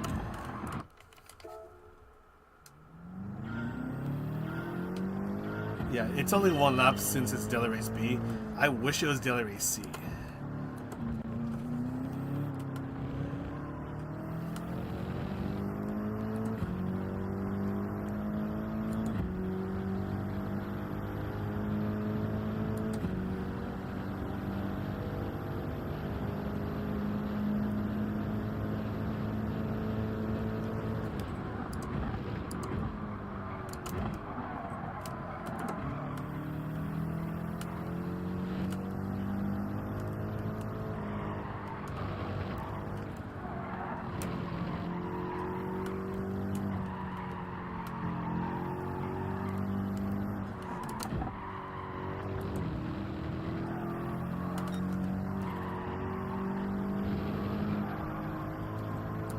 Yeah, you can use that curb on the left to get the car turning a bit more.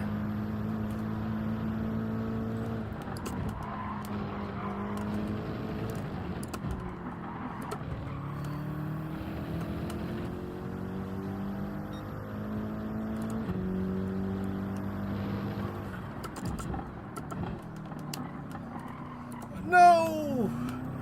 Oh, that was a... I dragged on the brakes for way too long, and that just resulted in the car just not wanting to turn. So that time gained was lost.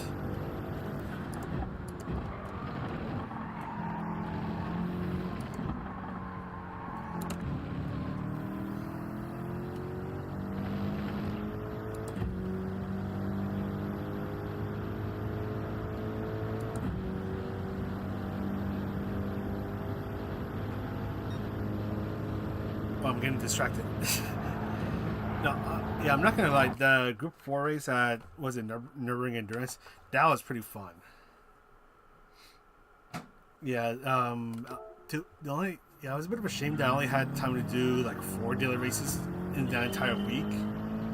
Because was that the week of Car Week?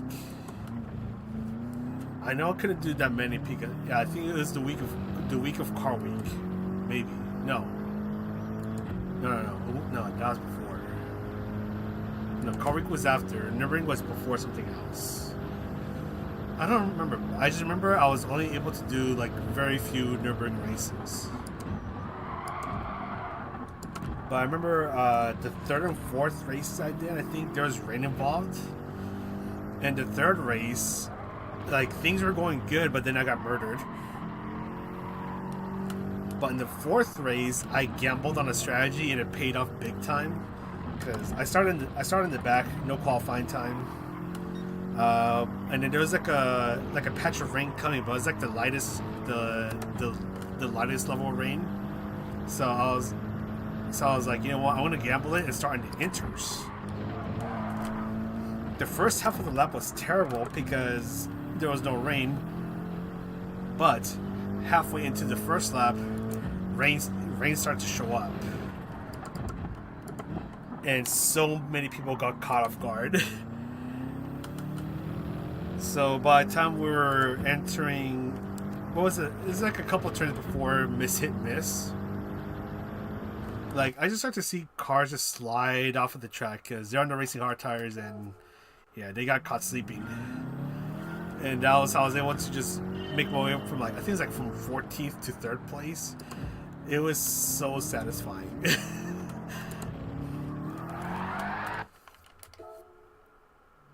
And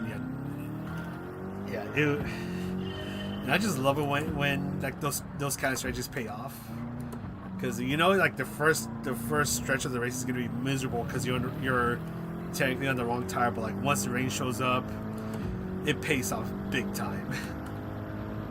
Man, it was such a good combination. Oh my god, and those races are scary. Do you guys remember this race with like the GTC cars? I think we had it like a month ago or two. I had a race where it was like that, where it was like red and pink, purple rain, and that was a crazy race because you had to be so careful with all of your inputs because the cars were pretty twitchy in the rain. And because like you're getting battered with rain, it's like you barely have any grip to begin with, even if you're under wet tires. But it was still a really fun race.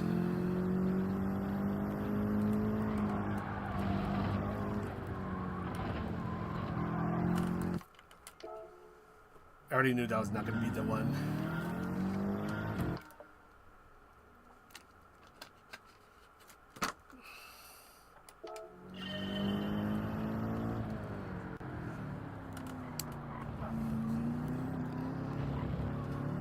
Yeah, I used to not like weather races, but that grew on to me.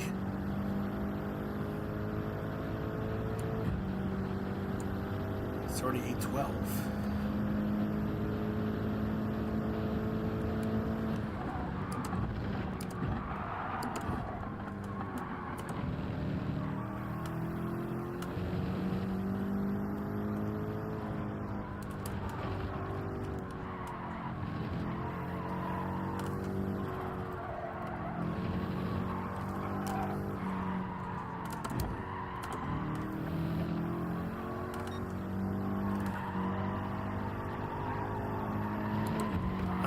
Was not gonna work. Oh yeah, dirt and snow. I'm on the controller.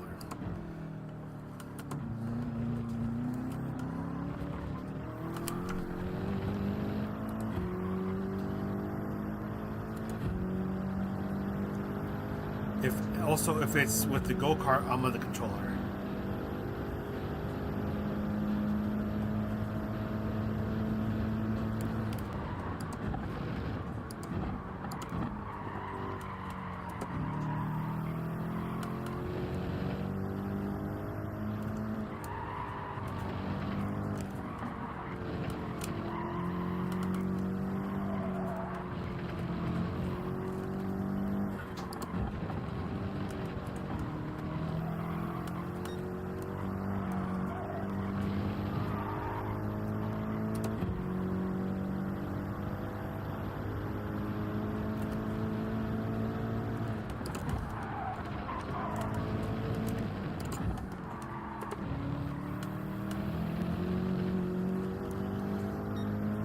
That was a little aggressive, but it worked.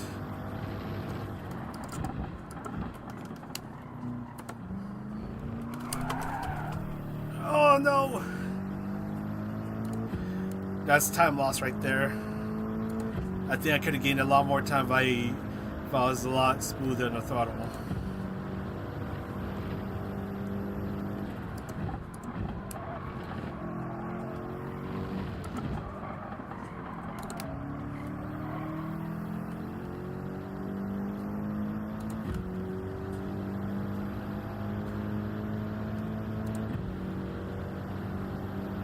This might even be like a 0.6.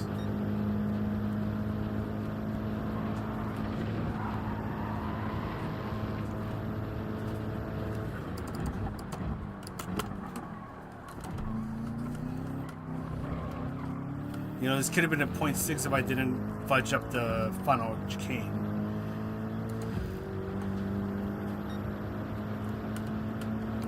I definitely have to go back into this. Yeah, it's super sensitive, the kart on the wheel. Ever since GT Sport, I've heard back in GT6 it was a lot better on the wheel. But I don't know what PD did, but like you have to barely put any inputs, like even just a little too much input on the kart, and yeah, you're gonna be zooming off into the wall.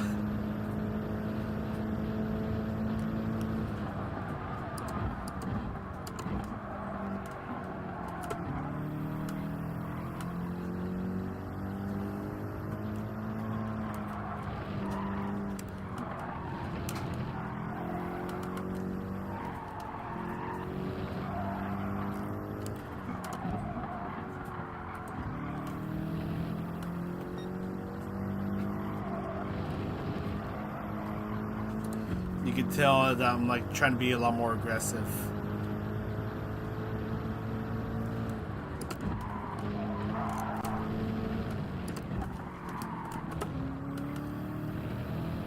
That's time loss right there. That was not fast enough.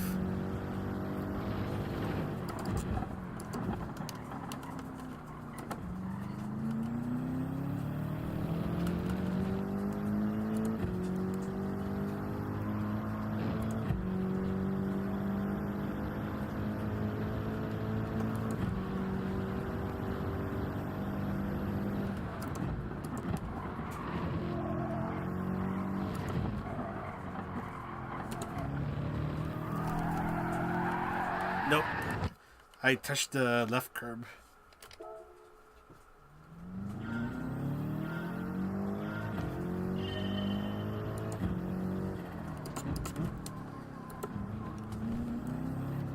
Shoot, Mario Kart. I haven't played that game in a hot minute.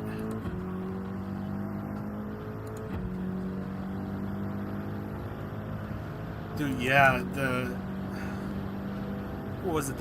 I think was it the first one that we had, the Lake Louise pool with was it the Yaris or the Corolla? I think it might have been the Yaris. That was so difficult.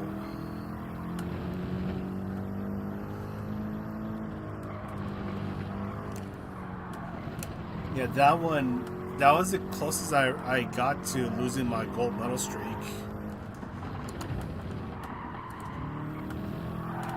Because I think that one I was like 2/10 away from losing the gold. And the thing is that like that combination, I just couldn't wrap my head around it.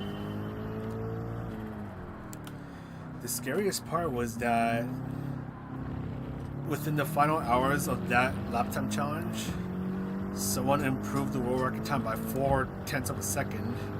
So a lot of people got knocked down to silver or bronze while they were sleeping.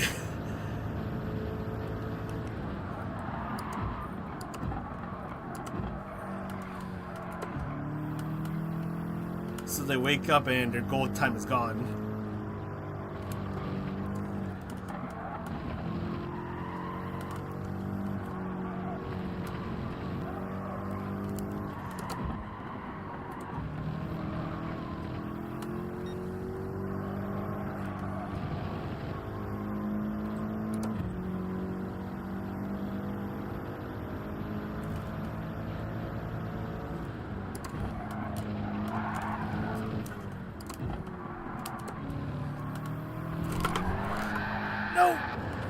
that didn't work. Yeah. That like that time trial was brutal.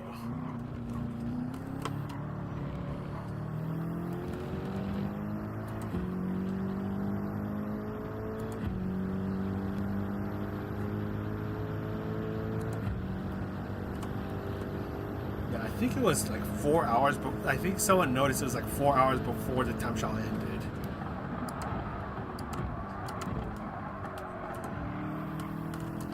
I remember I came home from work that day because back then during that time I was working the postal service, and when was that time trial? I think it was like in November, so that was like peak season. So it was like I barely had time to do anything after work because I'd constantly be working like more than 10-hour work days, and I didn't check on that time trial until the final day. And that's what I saw. Is like my time was like just about to get knocked down, and I was like panicking. So I tried to improve my time, and I just couldn't. But luckily, it was just barely enough. But it was such a close call.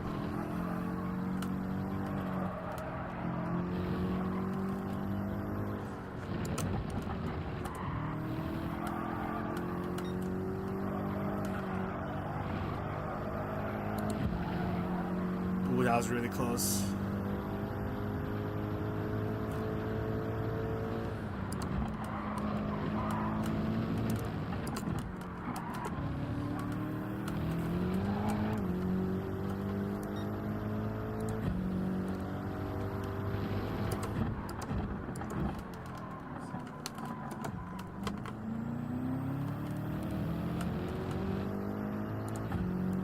I don't even know if I gained time right there.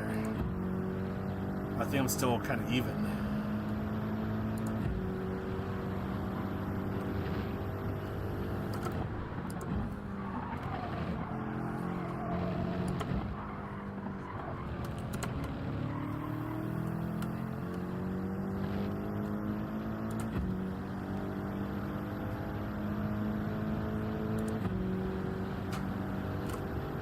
Yeah, and it was super hard to nail everything down. And I think like to get like part of the things that you had to do was like you had to basically slalom around the green pylons.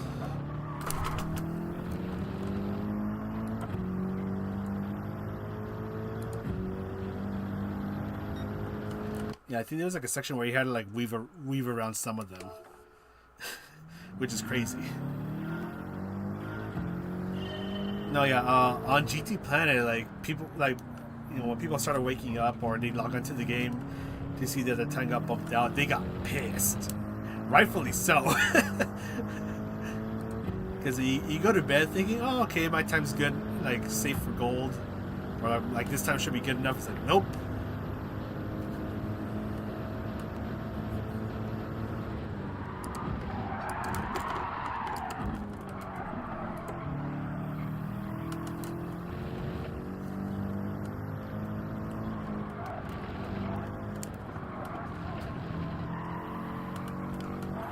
Oh, I don't know what happened there. No, yeah, those were terrible to deal with. I think in the second time we did it, I think you were able to hit them. I think.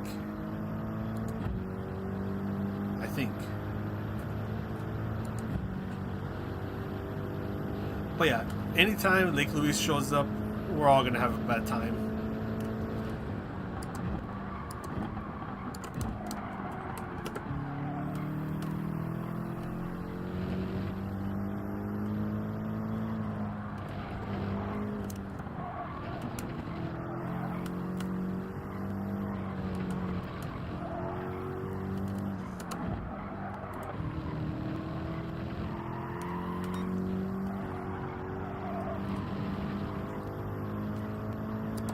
That was not the best corner right there.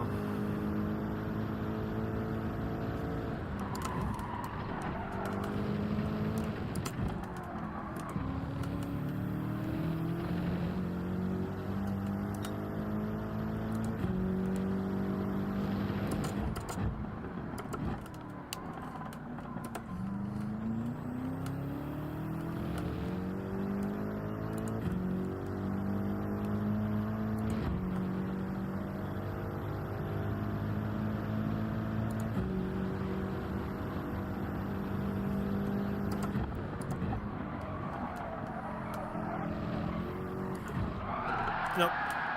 I touched the green stuff.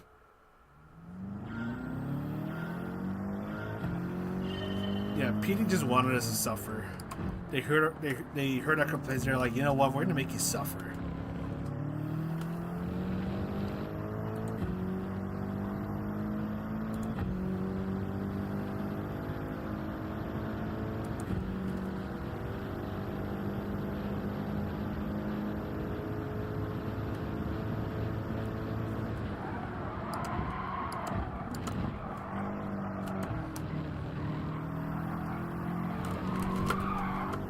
Nope, too much beans.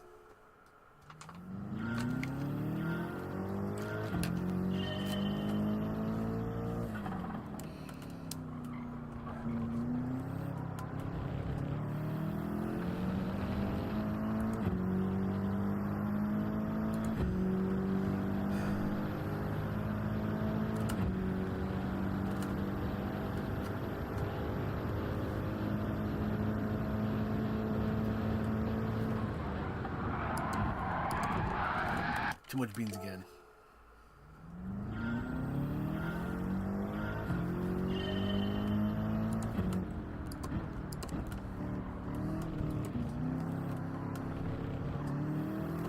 I might stream for a bit longer than usual, just so I can get a quick look at the new other Lap Time challenge, maybe. Because I still want to see if I can try to improve my time just a bit more.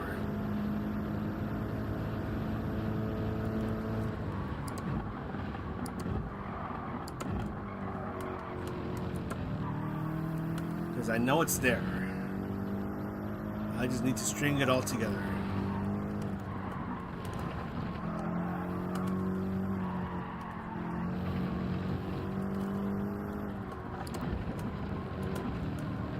Please turn. Attaboy.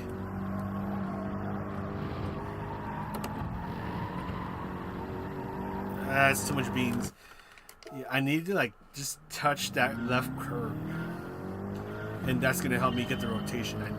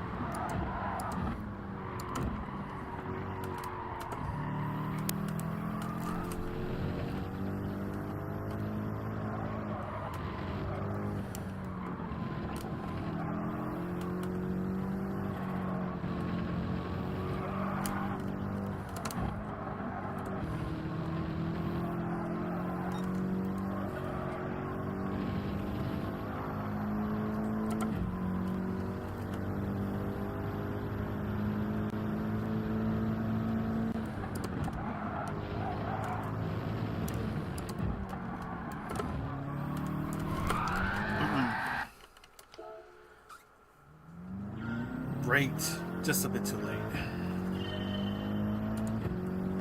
Yeah, that messed me up. Come on.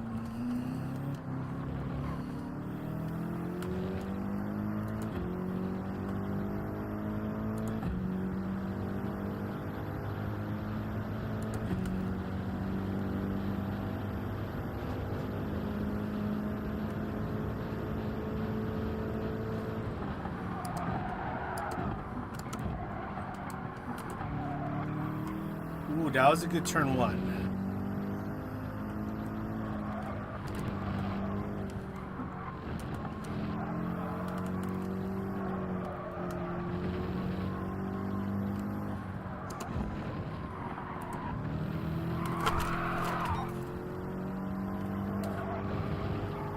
Just barely saved it.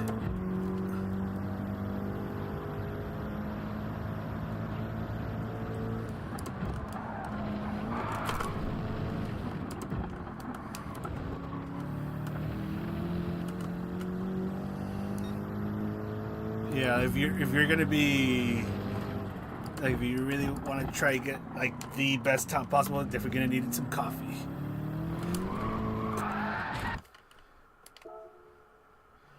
Yeah, this one's not one. Yeah, this one's one of my weaker tracks. Then I'm getting incredibly stubborn about trying to get improve this lap basically. To the point where I'm starting to get a little hell-bent on trying to get to 0.7 or 0.6. I'm probably not even going to touch the other lap time challenge today.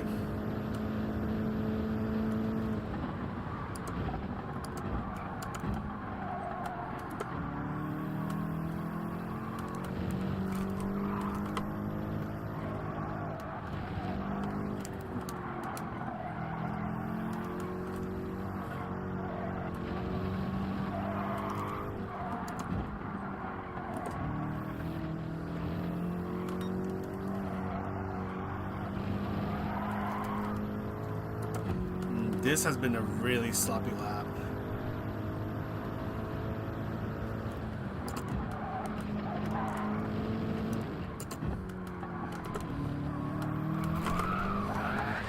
Yeah, that was not going to happen. Well, I mean, which willow speed is it? Is Big Willow? Okay, I'm not going to lie. I don't mind Big Willow.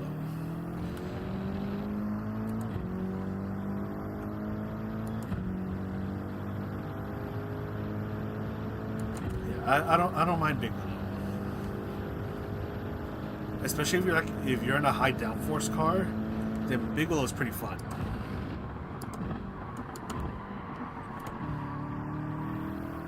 Because then you can just absolutely send it through the corners.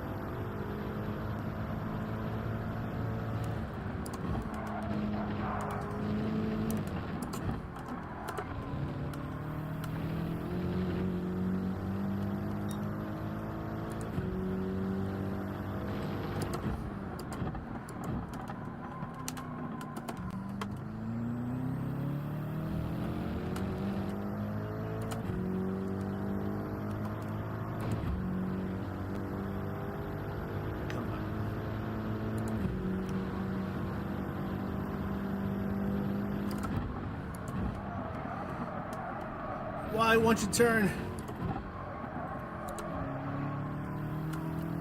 I don't know why entering Spoon the car just didn't want to turn. Yeah, Big Willow, I'm a fan of it.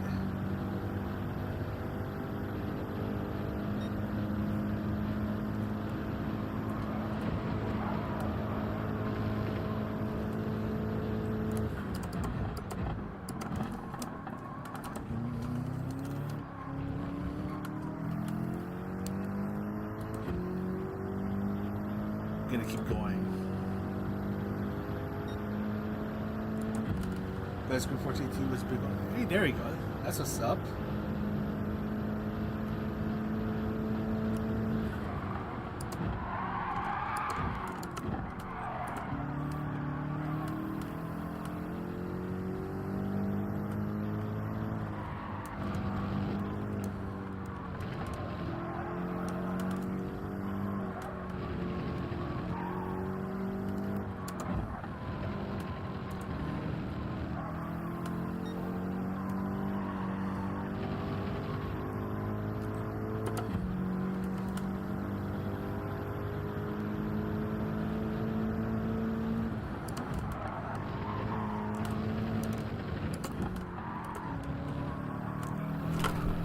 Ooh, that was close.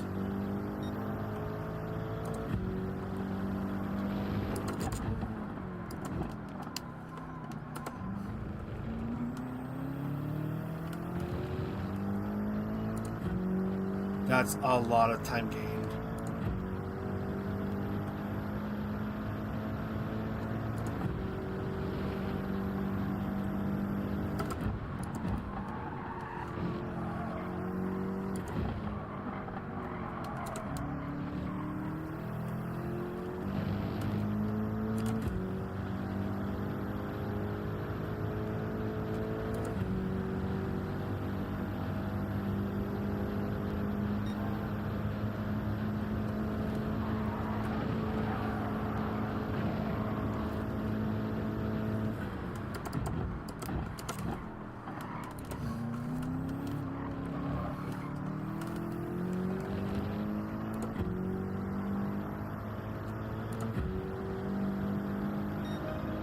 There we go.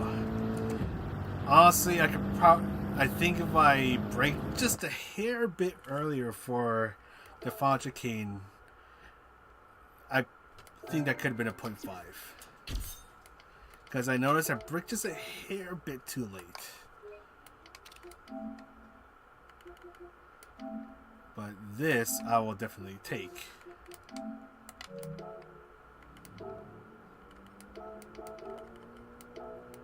I may not have the 157 in me, but honestly, with this, I'm satisfied. Let me just make sure that the replay works. Yeah, there we go. Yeah, I'm satisfied with this. 9 out of 10 top 50 finishes with rotor cars.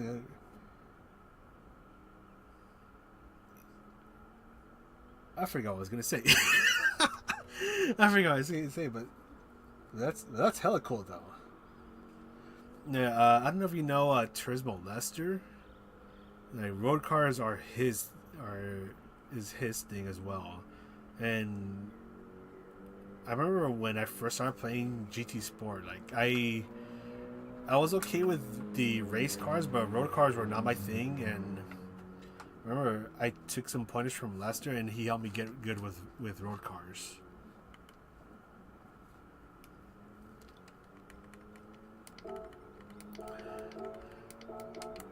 There you go. I'm satisfied with this lap.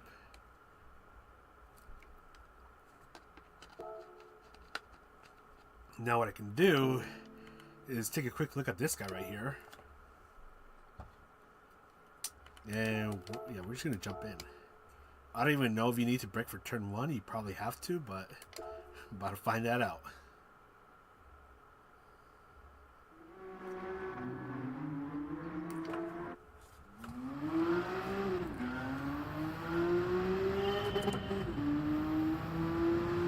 I'm gonna guess you probably had to brake for turn 1 because I know these Group C cars don't have as much downforce. If it was the LMP cars, you'd probably be able to get away with taking it flat out.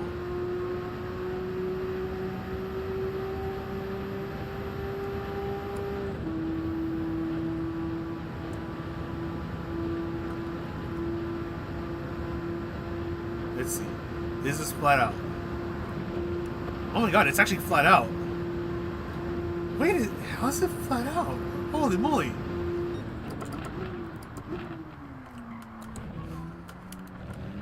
I remember, I swear there was a point where you couldn't take that turn flat out in the Group C cars. I'm probably tripping. How much downforce do you have? I thought you had less. All right then. I mean, if you can take turn 1 flat out, I'm not complaining. Yeah. I swear you had to slow down for turn 1 in the Group C cars.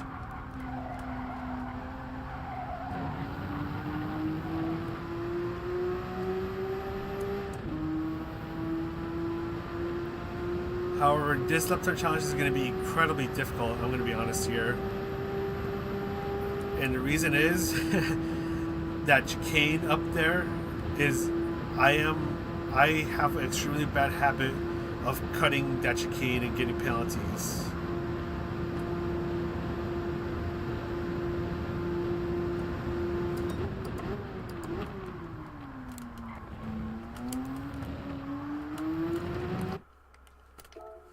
I think I made my point.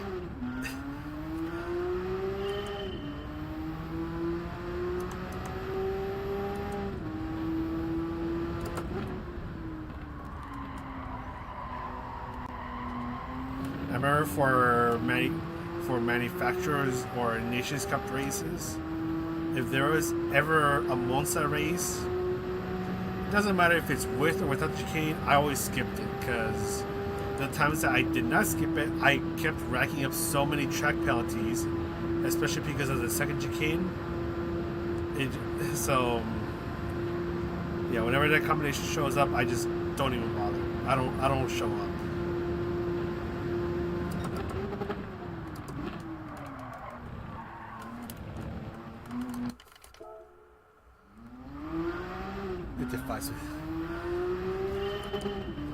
Yeah, I mean, it's, yeah. It kind of does defy physics in a way.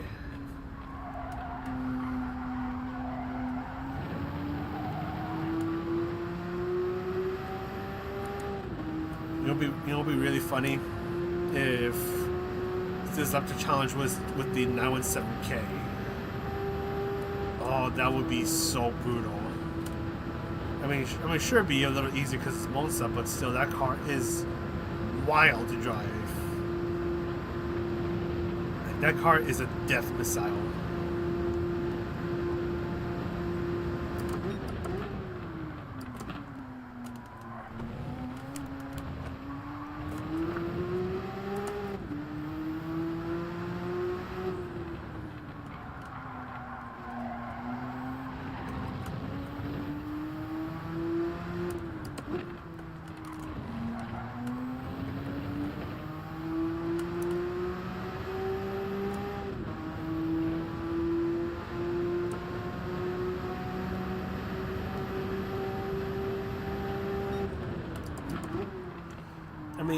If it's time trial, I'm gonna do it. It's just like if it's like a daily race or a championship race, then yeah, I don't bother.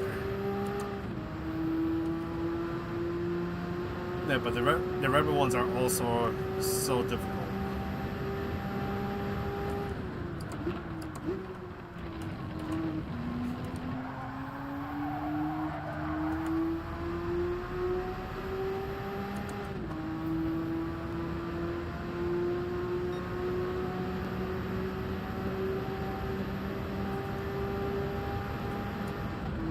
I don't even know what time I'm trying to aim for. I kind of just went in without thinking.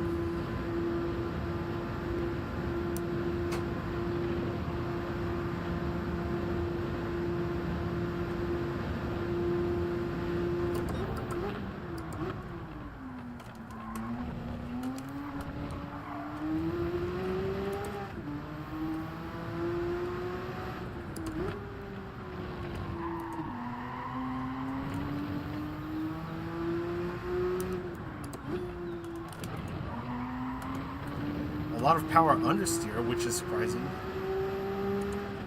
I thought this car would try to spin out everywhere, but not really. It doesn't really do that.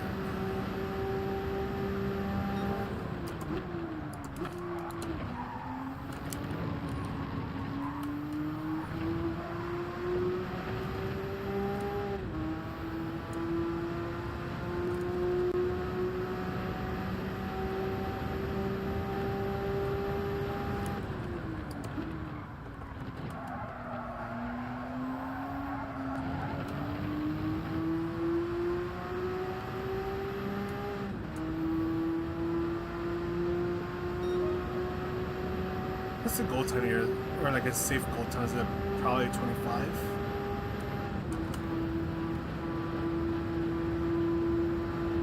Because I haven't even checked.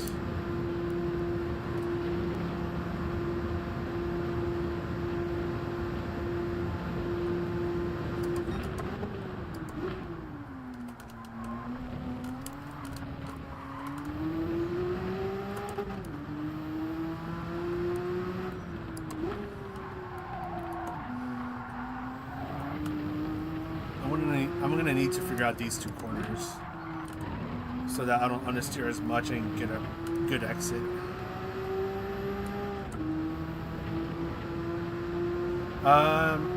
Most of the time, no. Most of the time, it's just locked settings. There's only been 2 lap time challenges ever where setups were available, or like you were able to adjust your car settings. But yeah, like if I try to adjust these settings to this car, yeah, everything's grayed out, so it doesn't let me change or anything like that. Not even brake balance, because like that's turned off.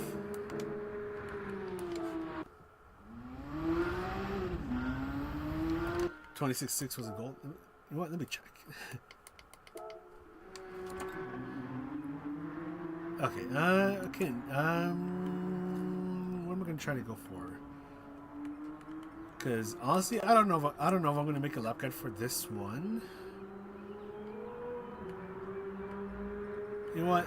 Let me see if I can try to beat this handsome guy right here. I'm gonna see if I can try to do it in a short time. Yeah. Yeah. The only thing is that those times that we had setups for the time trials, participation went down the drain.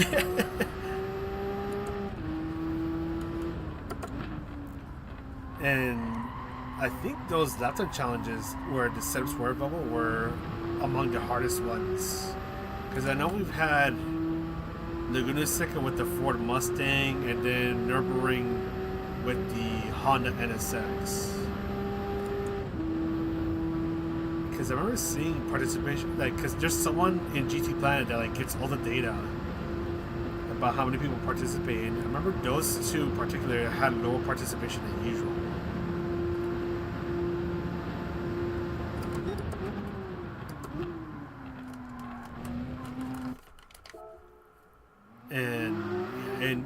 And those were difficult time trials.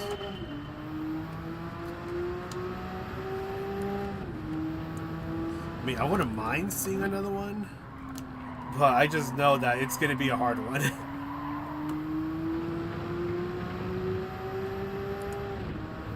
I just hope it's... I don't know if you can make a tuning time trial easy. Because that just tends to open a whole can of worms, and people find something that gets them bonkers times. I don't know. It's been a while since I've seen one of those anyways. But it won't be surprising if another one shows up sometime soon.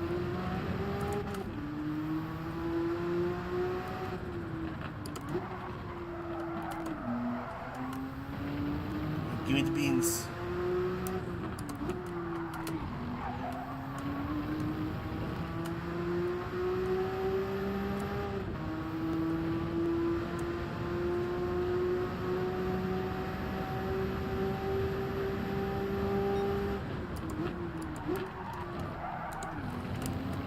That was way too late in the brakes. Yeah, that was not going to work. What time is it? It's almost 9 p.m. I may not be able to beat Super GT's time tonight, but that's something I can work towards. Luckily this weekend I'm not doing anything, which is probably like the first time in a while where I can confidently say that. Yeah, even if it's horsepower and weight restricted, so like no performance points. Like, there's also the fact about the extreme tuning parts, because some people found out that like those did make a bit of quite a bit of a difference in improving the times. So if you weren't, what is a car like collected level 50, then you were, I mean, it wasn't like the end of the world, but it made life a bit harder.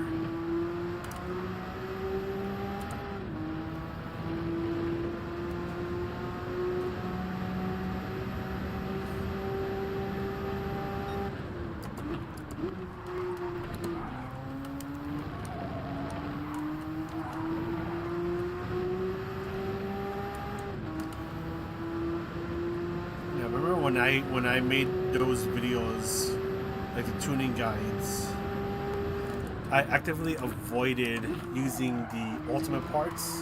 That's what's supposed to be ultimate parts, not extreme. I actively avoided having to use ultimate parts because not everyone has access to those.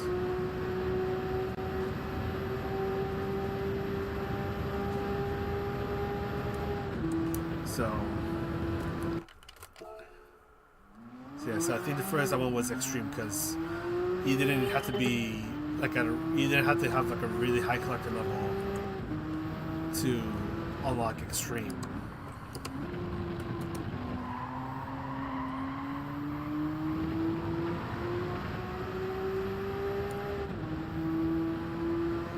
I just hope that they never do a performance point tuning time trial, because if they ever do that, we're all cooked. We'll all be in trouble.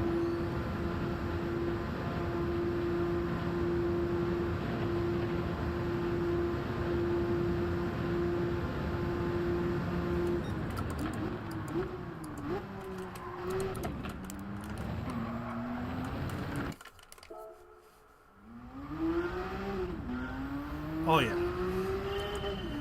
Yeah, actually it's pretty funny. So when I did the Nurburgring lap with the judge the other week, I noticed that its performance point was extremely close to that of the Volkswagen Golf.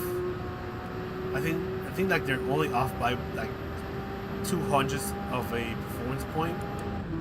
So I was like, okay, let's see like if they're actually like balanced.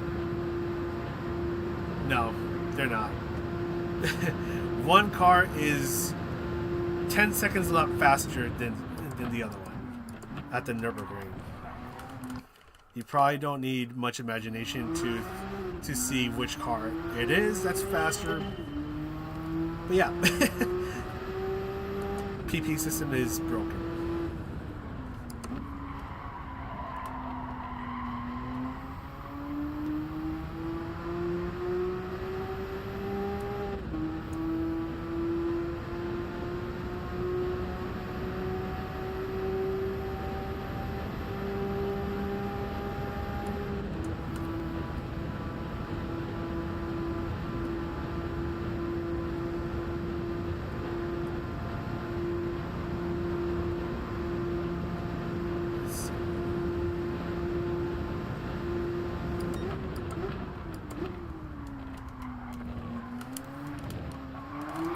Oh, I am so good at cutting that chicane. This is why I generally don't like Monza, because I always cut the second chicane. When I do my best to not cut it, I still cut it.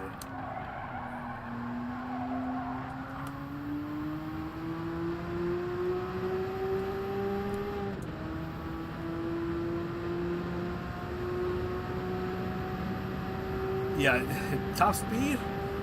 I don't know what you're talking about.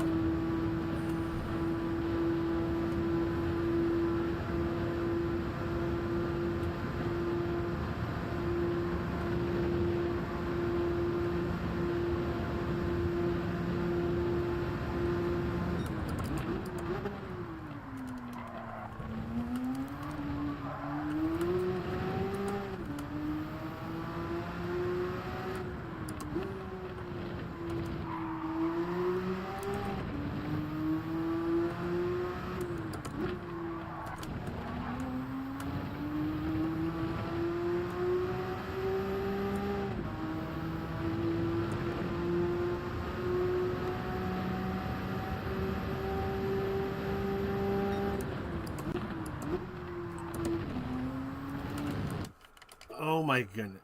I'm having major skill issues.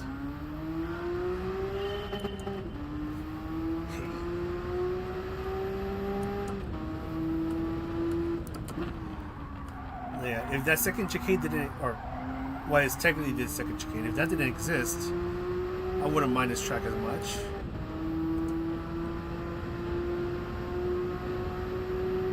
I might just do a 25 and then call it a day for the meantime, or in the meantime. Because I'm getting hungry, it's getting late. And yeah.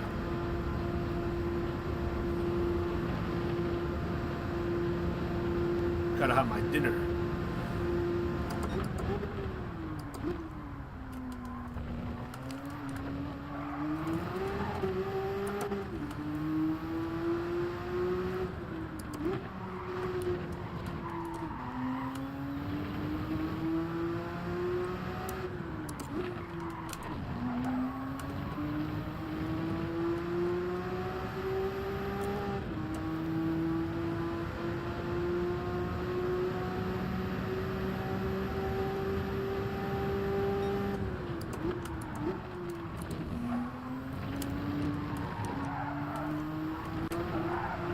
Yeah.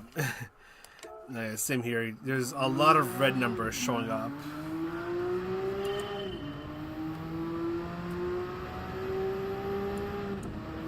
And this one's getting on my nerves.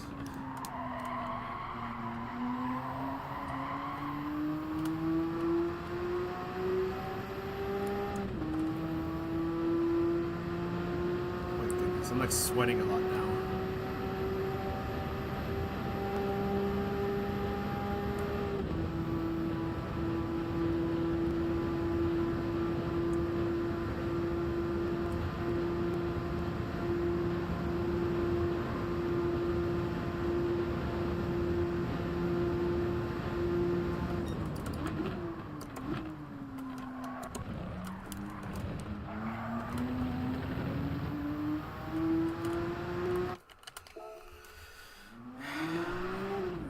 That second chicane. I don't like that it exists.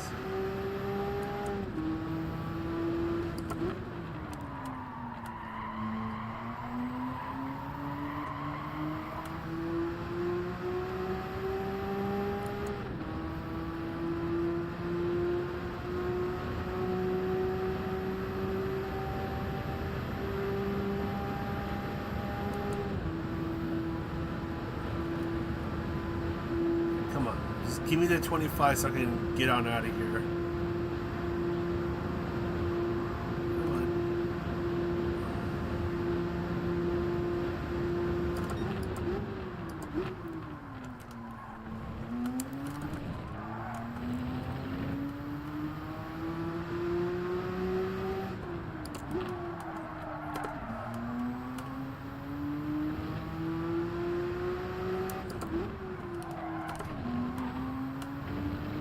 That's much better.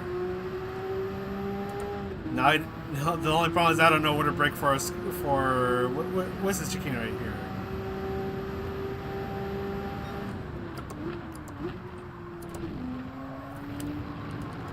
I think that was early on the brakes, but whatever, we'll take it. No!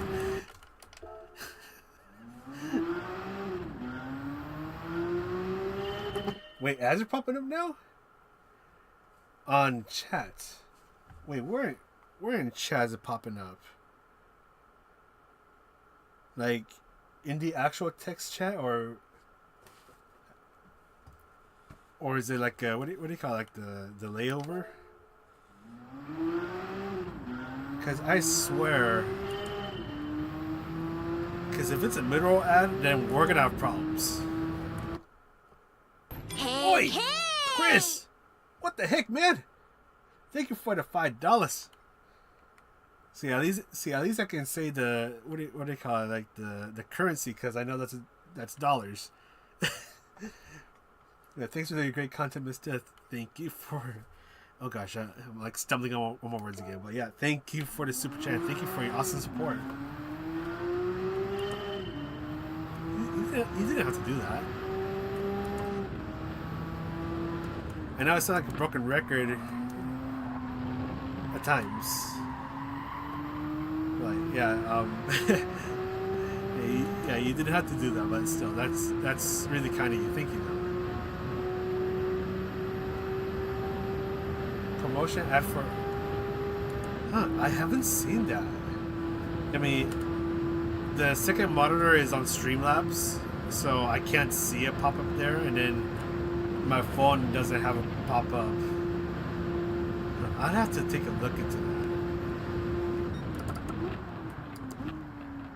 I mean, I don't think there's. I don't know if there's anything I can do about that, because I know when YouTube asks me about turning on monetization, I do hit yes, but I try to tell it to only show up like when you're loading into the stream.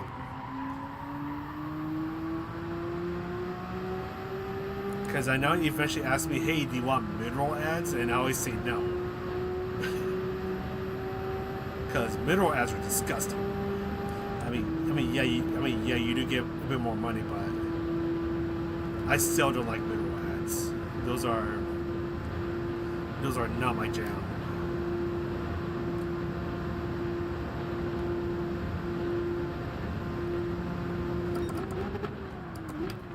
on, turn.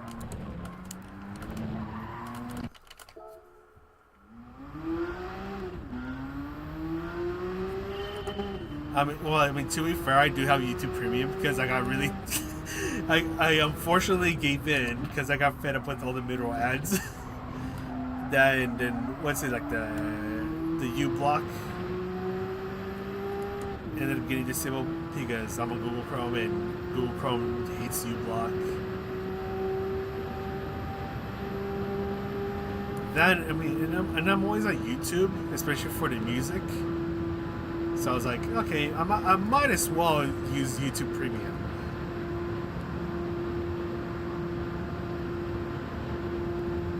I mean, I'm not the biggest fan of it, but it's like if I'm always on YouTube, I might as well get it.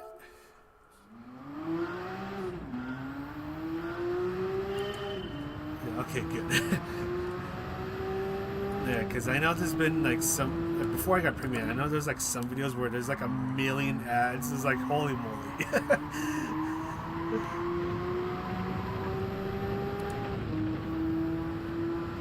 It's insane.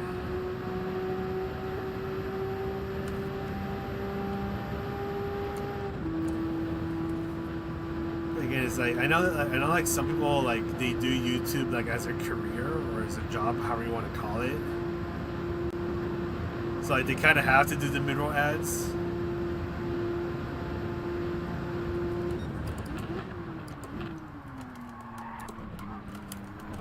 But still, like I'm not gonna lie, like the thought of doing YouTube full time, like as a career, is scary.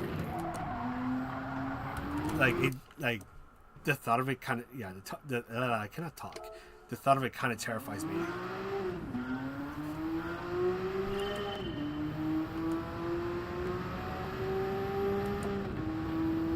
Yeah, and like if you use like Pandora a lot,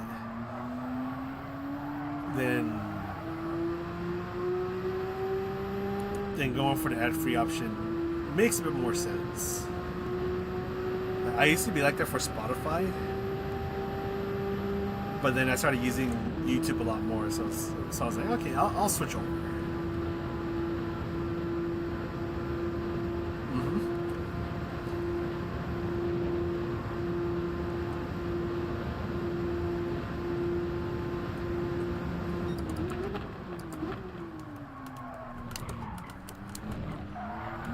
Oh, that was too late on the brakes.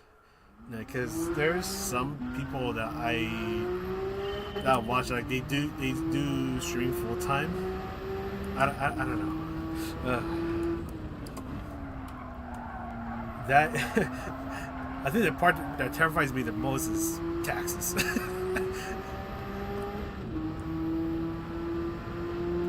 Because there was a while where technically YouTube was my full-time job because I didn't have a job because I was in between jobs for a while. So the money I made from YouTube basically turned into a job. I think I couldn't declare it as like hobby income. That's late on the brakes. Never mind. So the money that comes in through Google is untaxed. So the money you gotta pay to the tax man is not that fun.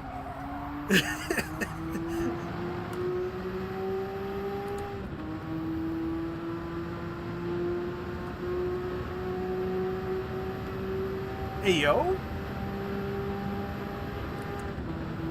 Hey yo. Dude, oh my god. Dude, thank you, Chris. I don't know how to English. I don't know how to how to respond to that, but thank you, dude. That's awesome.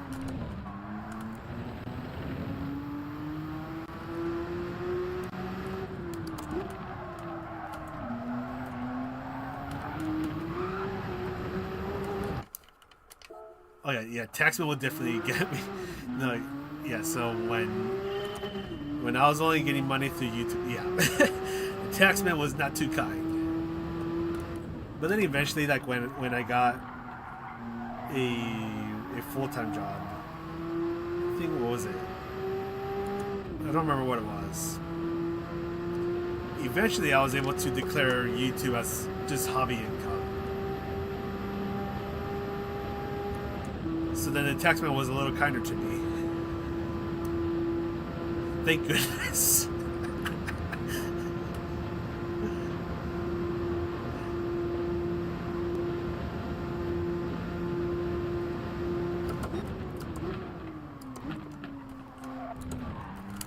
And that is why I can honestly never see myself do YouTube as a full-time job.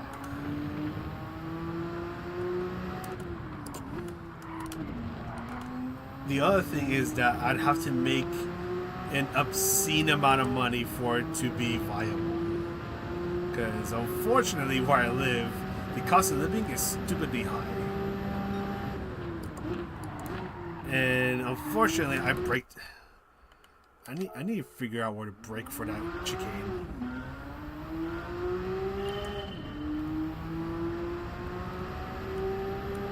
Hey, California here. Yeah, I don't know. I'm just trying to be me, I guess, and also just trying to yap a lot. Luckily, you haven't seen the really weird side of me where I start to talk a lot about VTubers. Because once I start talking about VTubers, I am not going to shut up about it.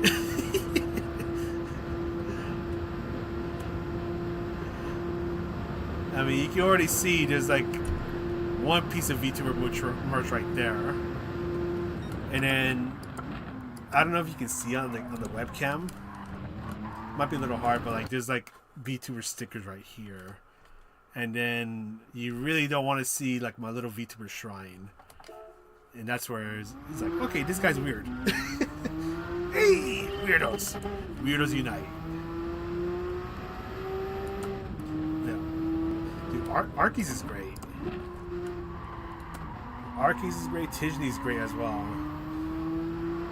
remember when I was really trying to get good at in Gran Turismo, so back in GT Sport, like Tijani was one of my go-tos for the guides.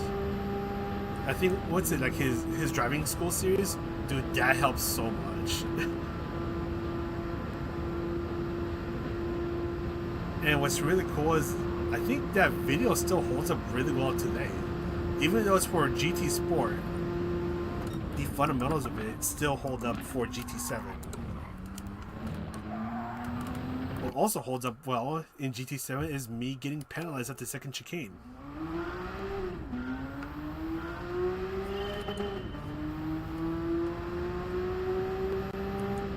So I should have had the 25 by like 10 years ago, but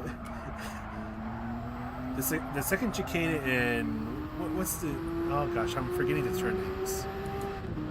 It's not Ascari. I think Ascari is the first turn. No, I think it is Ascari. First turn is Cubra Grande, if I remember correctly. I'm just going to call it that turn. Or that chicane.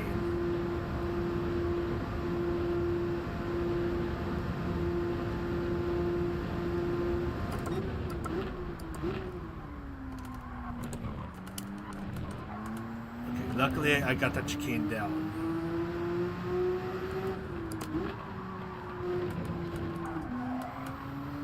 Much better.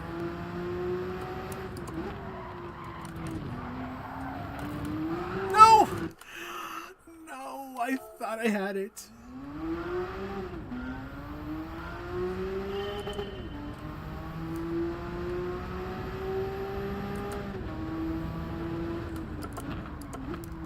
I'll read that in just a moment. Let me just go through Parabolica. Also, you teaching made me realize that I'm actually a fast natural and not full of myself. Learned a lot from both you and... Dude, hell yeah. Dude, hell yeah. That's what's up.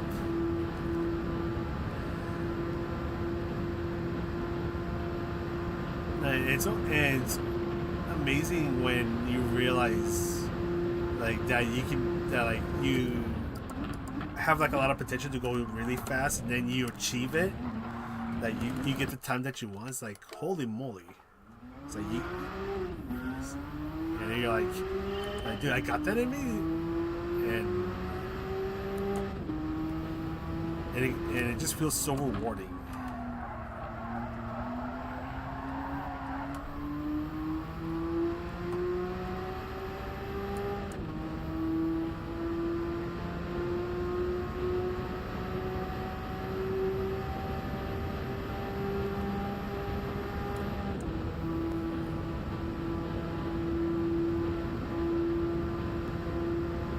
I just blanked out. I forgot what I was gonna say.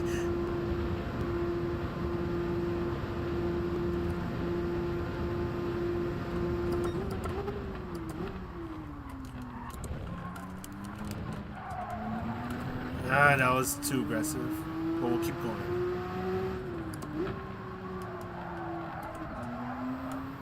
Come on, give me the beans.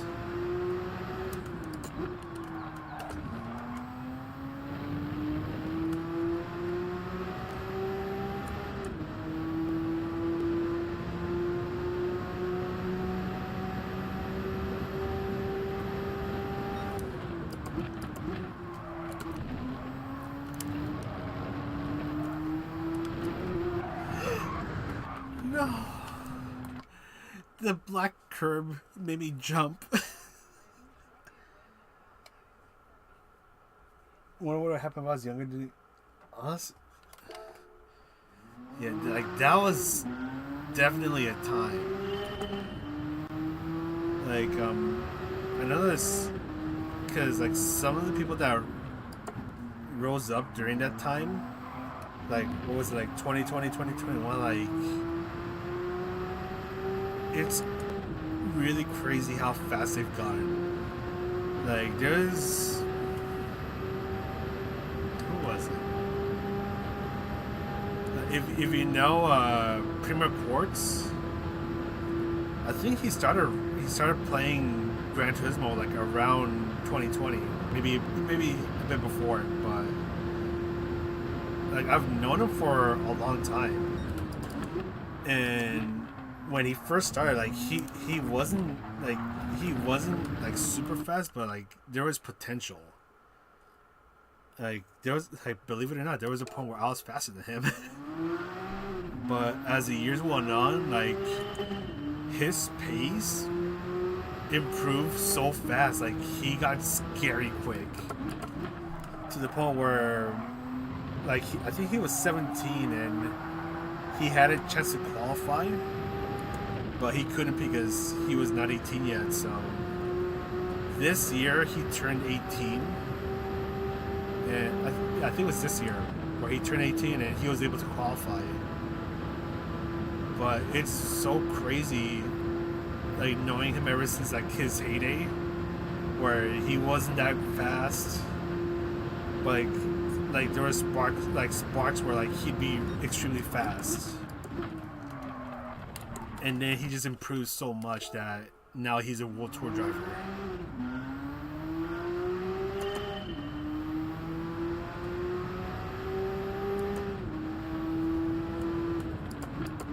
Yeah, me too. I definitely just prefer doing time trials nowadays. I mean, every now and then I might do a daily race if it really tickles my fancy, but time trials is usually where I'm at.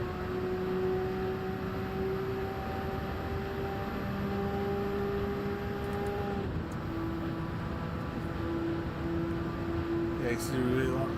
Yeah, I've heard that those GT5 and 6 days were magical. To say the least.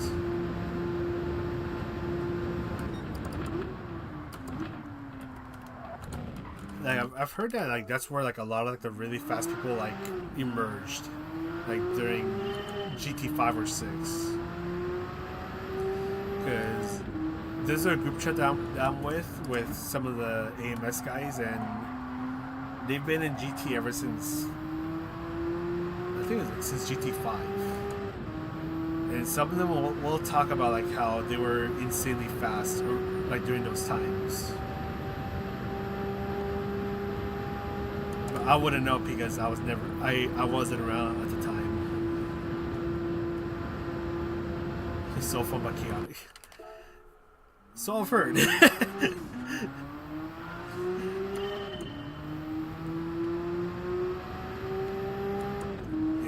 So I've heard.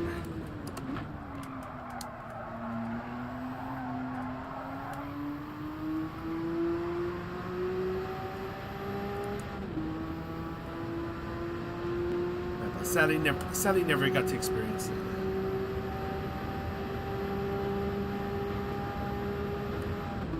GT5 was probably my peak. I think GT Sport was my peak.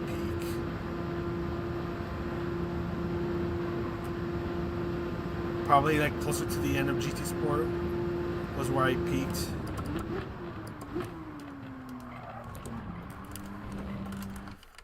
And it's like probably like every now and then in GT7s, like I have probably potential to get really good, but it's like I just don't really take that chance anymore.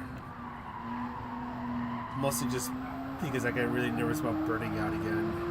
Because I've had some really nasty burnouts during GT7's life cycle. It's not fun.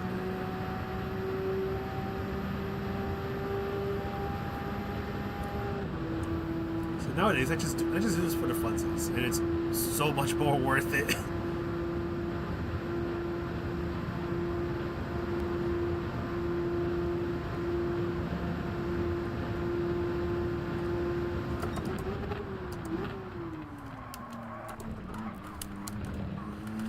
Oh, the second chicane is gonna be the enemy, I swear.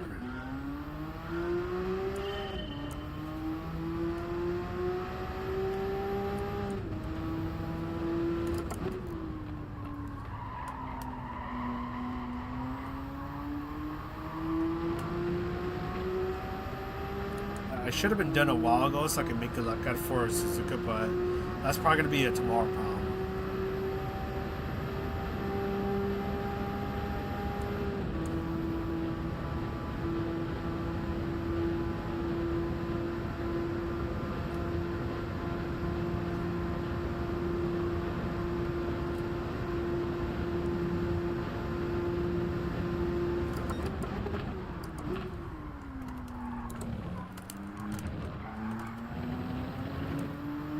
There we go, that's much better.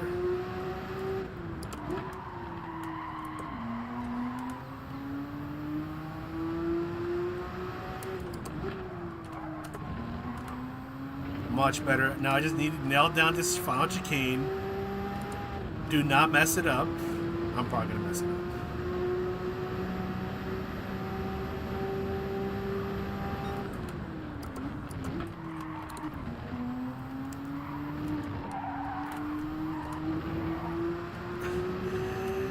I braked too early.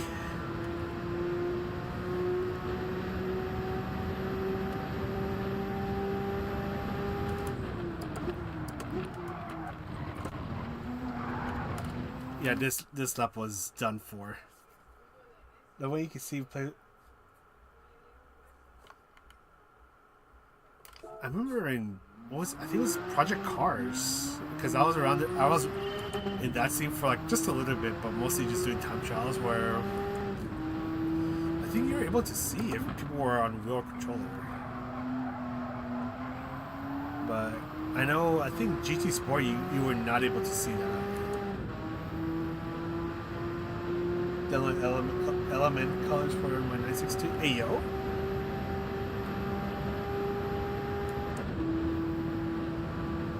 No think. Okay, got it. Don't think.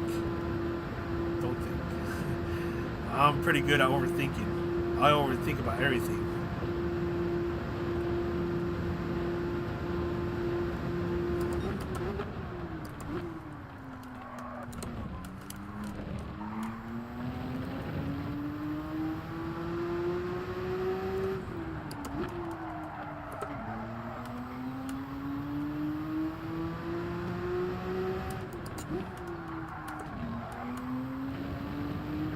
Kind of wondering if I can just do Lesmo 2 just only in third gear, like no downshifting and all that jazz.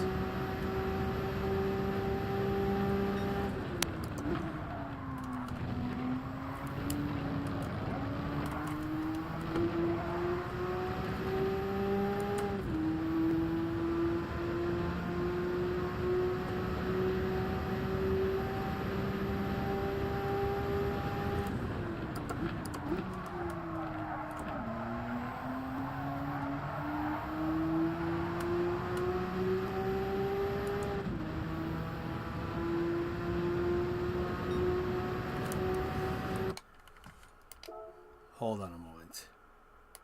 Hold on a moment. Did I beat Super GT? Oh, just barely beat him.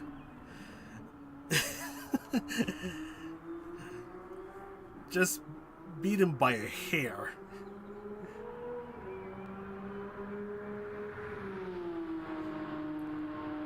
But everything's pulling out of Forza Horizon.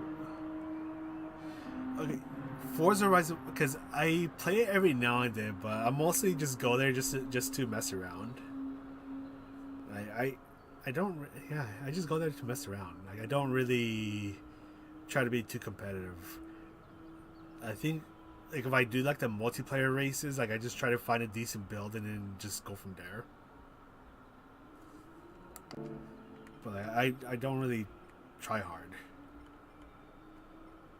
because then, yeah, it doesn't make sense to me to try hard it. But other than that, yeah, I don't want to do this this one anymore. At least for today, I don't.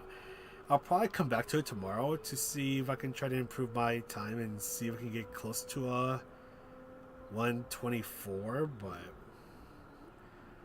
But for now, that was a cute little sneak peek of this time trial.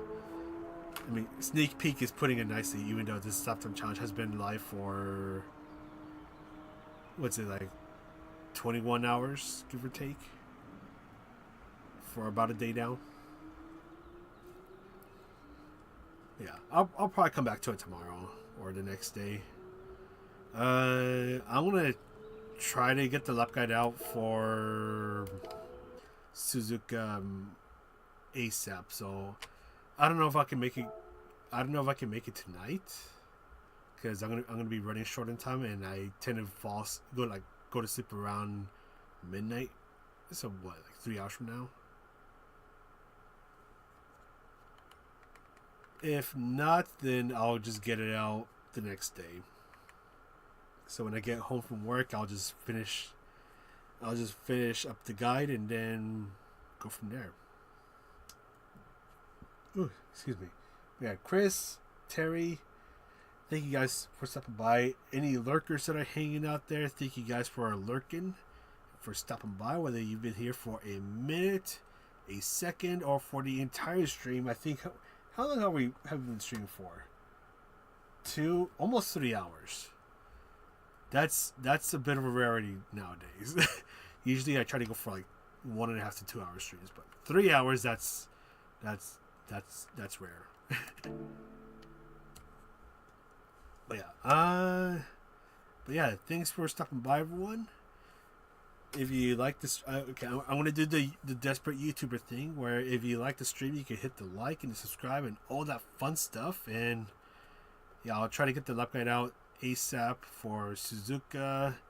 I want to see if I can try to improve on this one, and if I improve on it, then I'll get a guide out for that one. The video with the Volkswagen, because I have the video finished. I just need to see when I can upload it where it doesn't get in the way of the lap guides. And then, ooh, what is this? That looks really nice. I like that. Anyways, sorry, I got distracted. And yeah, so I'm gonna try to get that one out. Maybe Sunday. I want to say Sunday. And because the Volkswagen Golf video is done. Yeah, so that one's done. And then I want to try to record the next car, which I have no idea. You know what? Chat, if you're still here, help me pick the next car. I just ask that it's a road car that is not a VGT, not a race car, not a concept car. Let's pick together. If you guys are still here. If not, then I'll just pick the next car. If you guys have a suggestion, throw it out. Like, now's your time. Because I am honestly thinking I might actually do it with one of the Porsches. Or the BAC Mono. Or the Skyline R34. Wherever it's at. Camaro Z01 LE, where are you at, my friend? I might just buy you new if I don't have one that's like fully stock. Where are you? Are you fully stock? Okay, I can already tell you're not fully stock because you have snow tires. that's a pretty telling sign. Actually, you might already be stock. You know what? I'm gonna do this. Alright, I'm gonna ask you to help me pick the color. I think there's multiple colors for this car, so I'm gonna ask you to pick the color out for me. Where are you? GT. I mean, yeah, as long as it's a road car, but because we're already gonna go with the Camaro, we got a whole bunch of colors to choose from. I'm gonna ask you to pick your color. You do some stuff when you drive it, right? And that's where the fun part comes in, where we're going to try to find out how fast this car can do the Nurburgring Nordschleife with fully stock. Silver. Silver Ice Metallic. Alright. This is going to be the next car. We're going to be going real fast. Because I think the cars I've tested so far are just in like the 400s performance points. And this one's... Yeah, this is going to be a wild ride. Oh, I look forward to this one. Alright, thank you for your help, Chris. Because that's going to be the next car. I'm going to try to get that out sometime next week. That way, I can be fully caught up and maybe even try to find a way to do like 2 of these videos a week. Might be a bit of a tall order, but I want to see if it's possible. Or at least just make it come out a bit more often. Instead of just like once a week.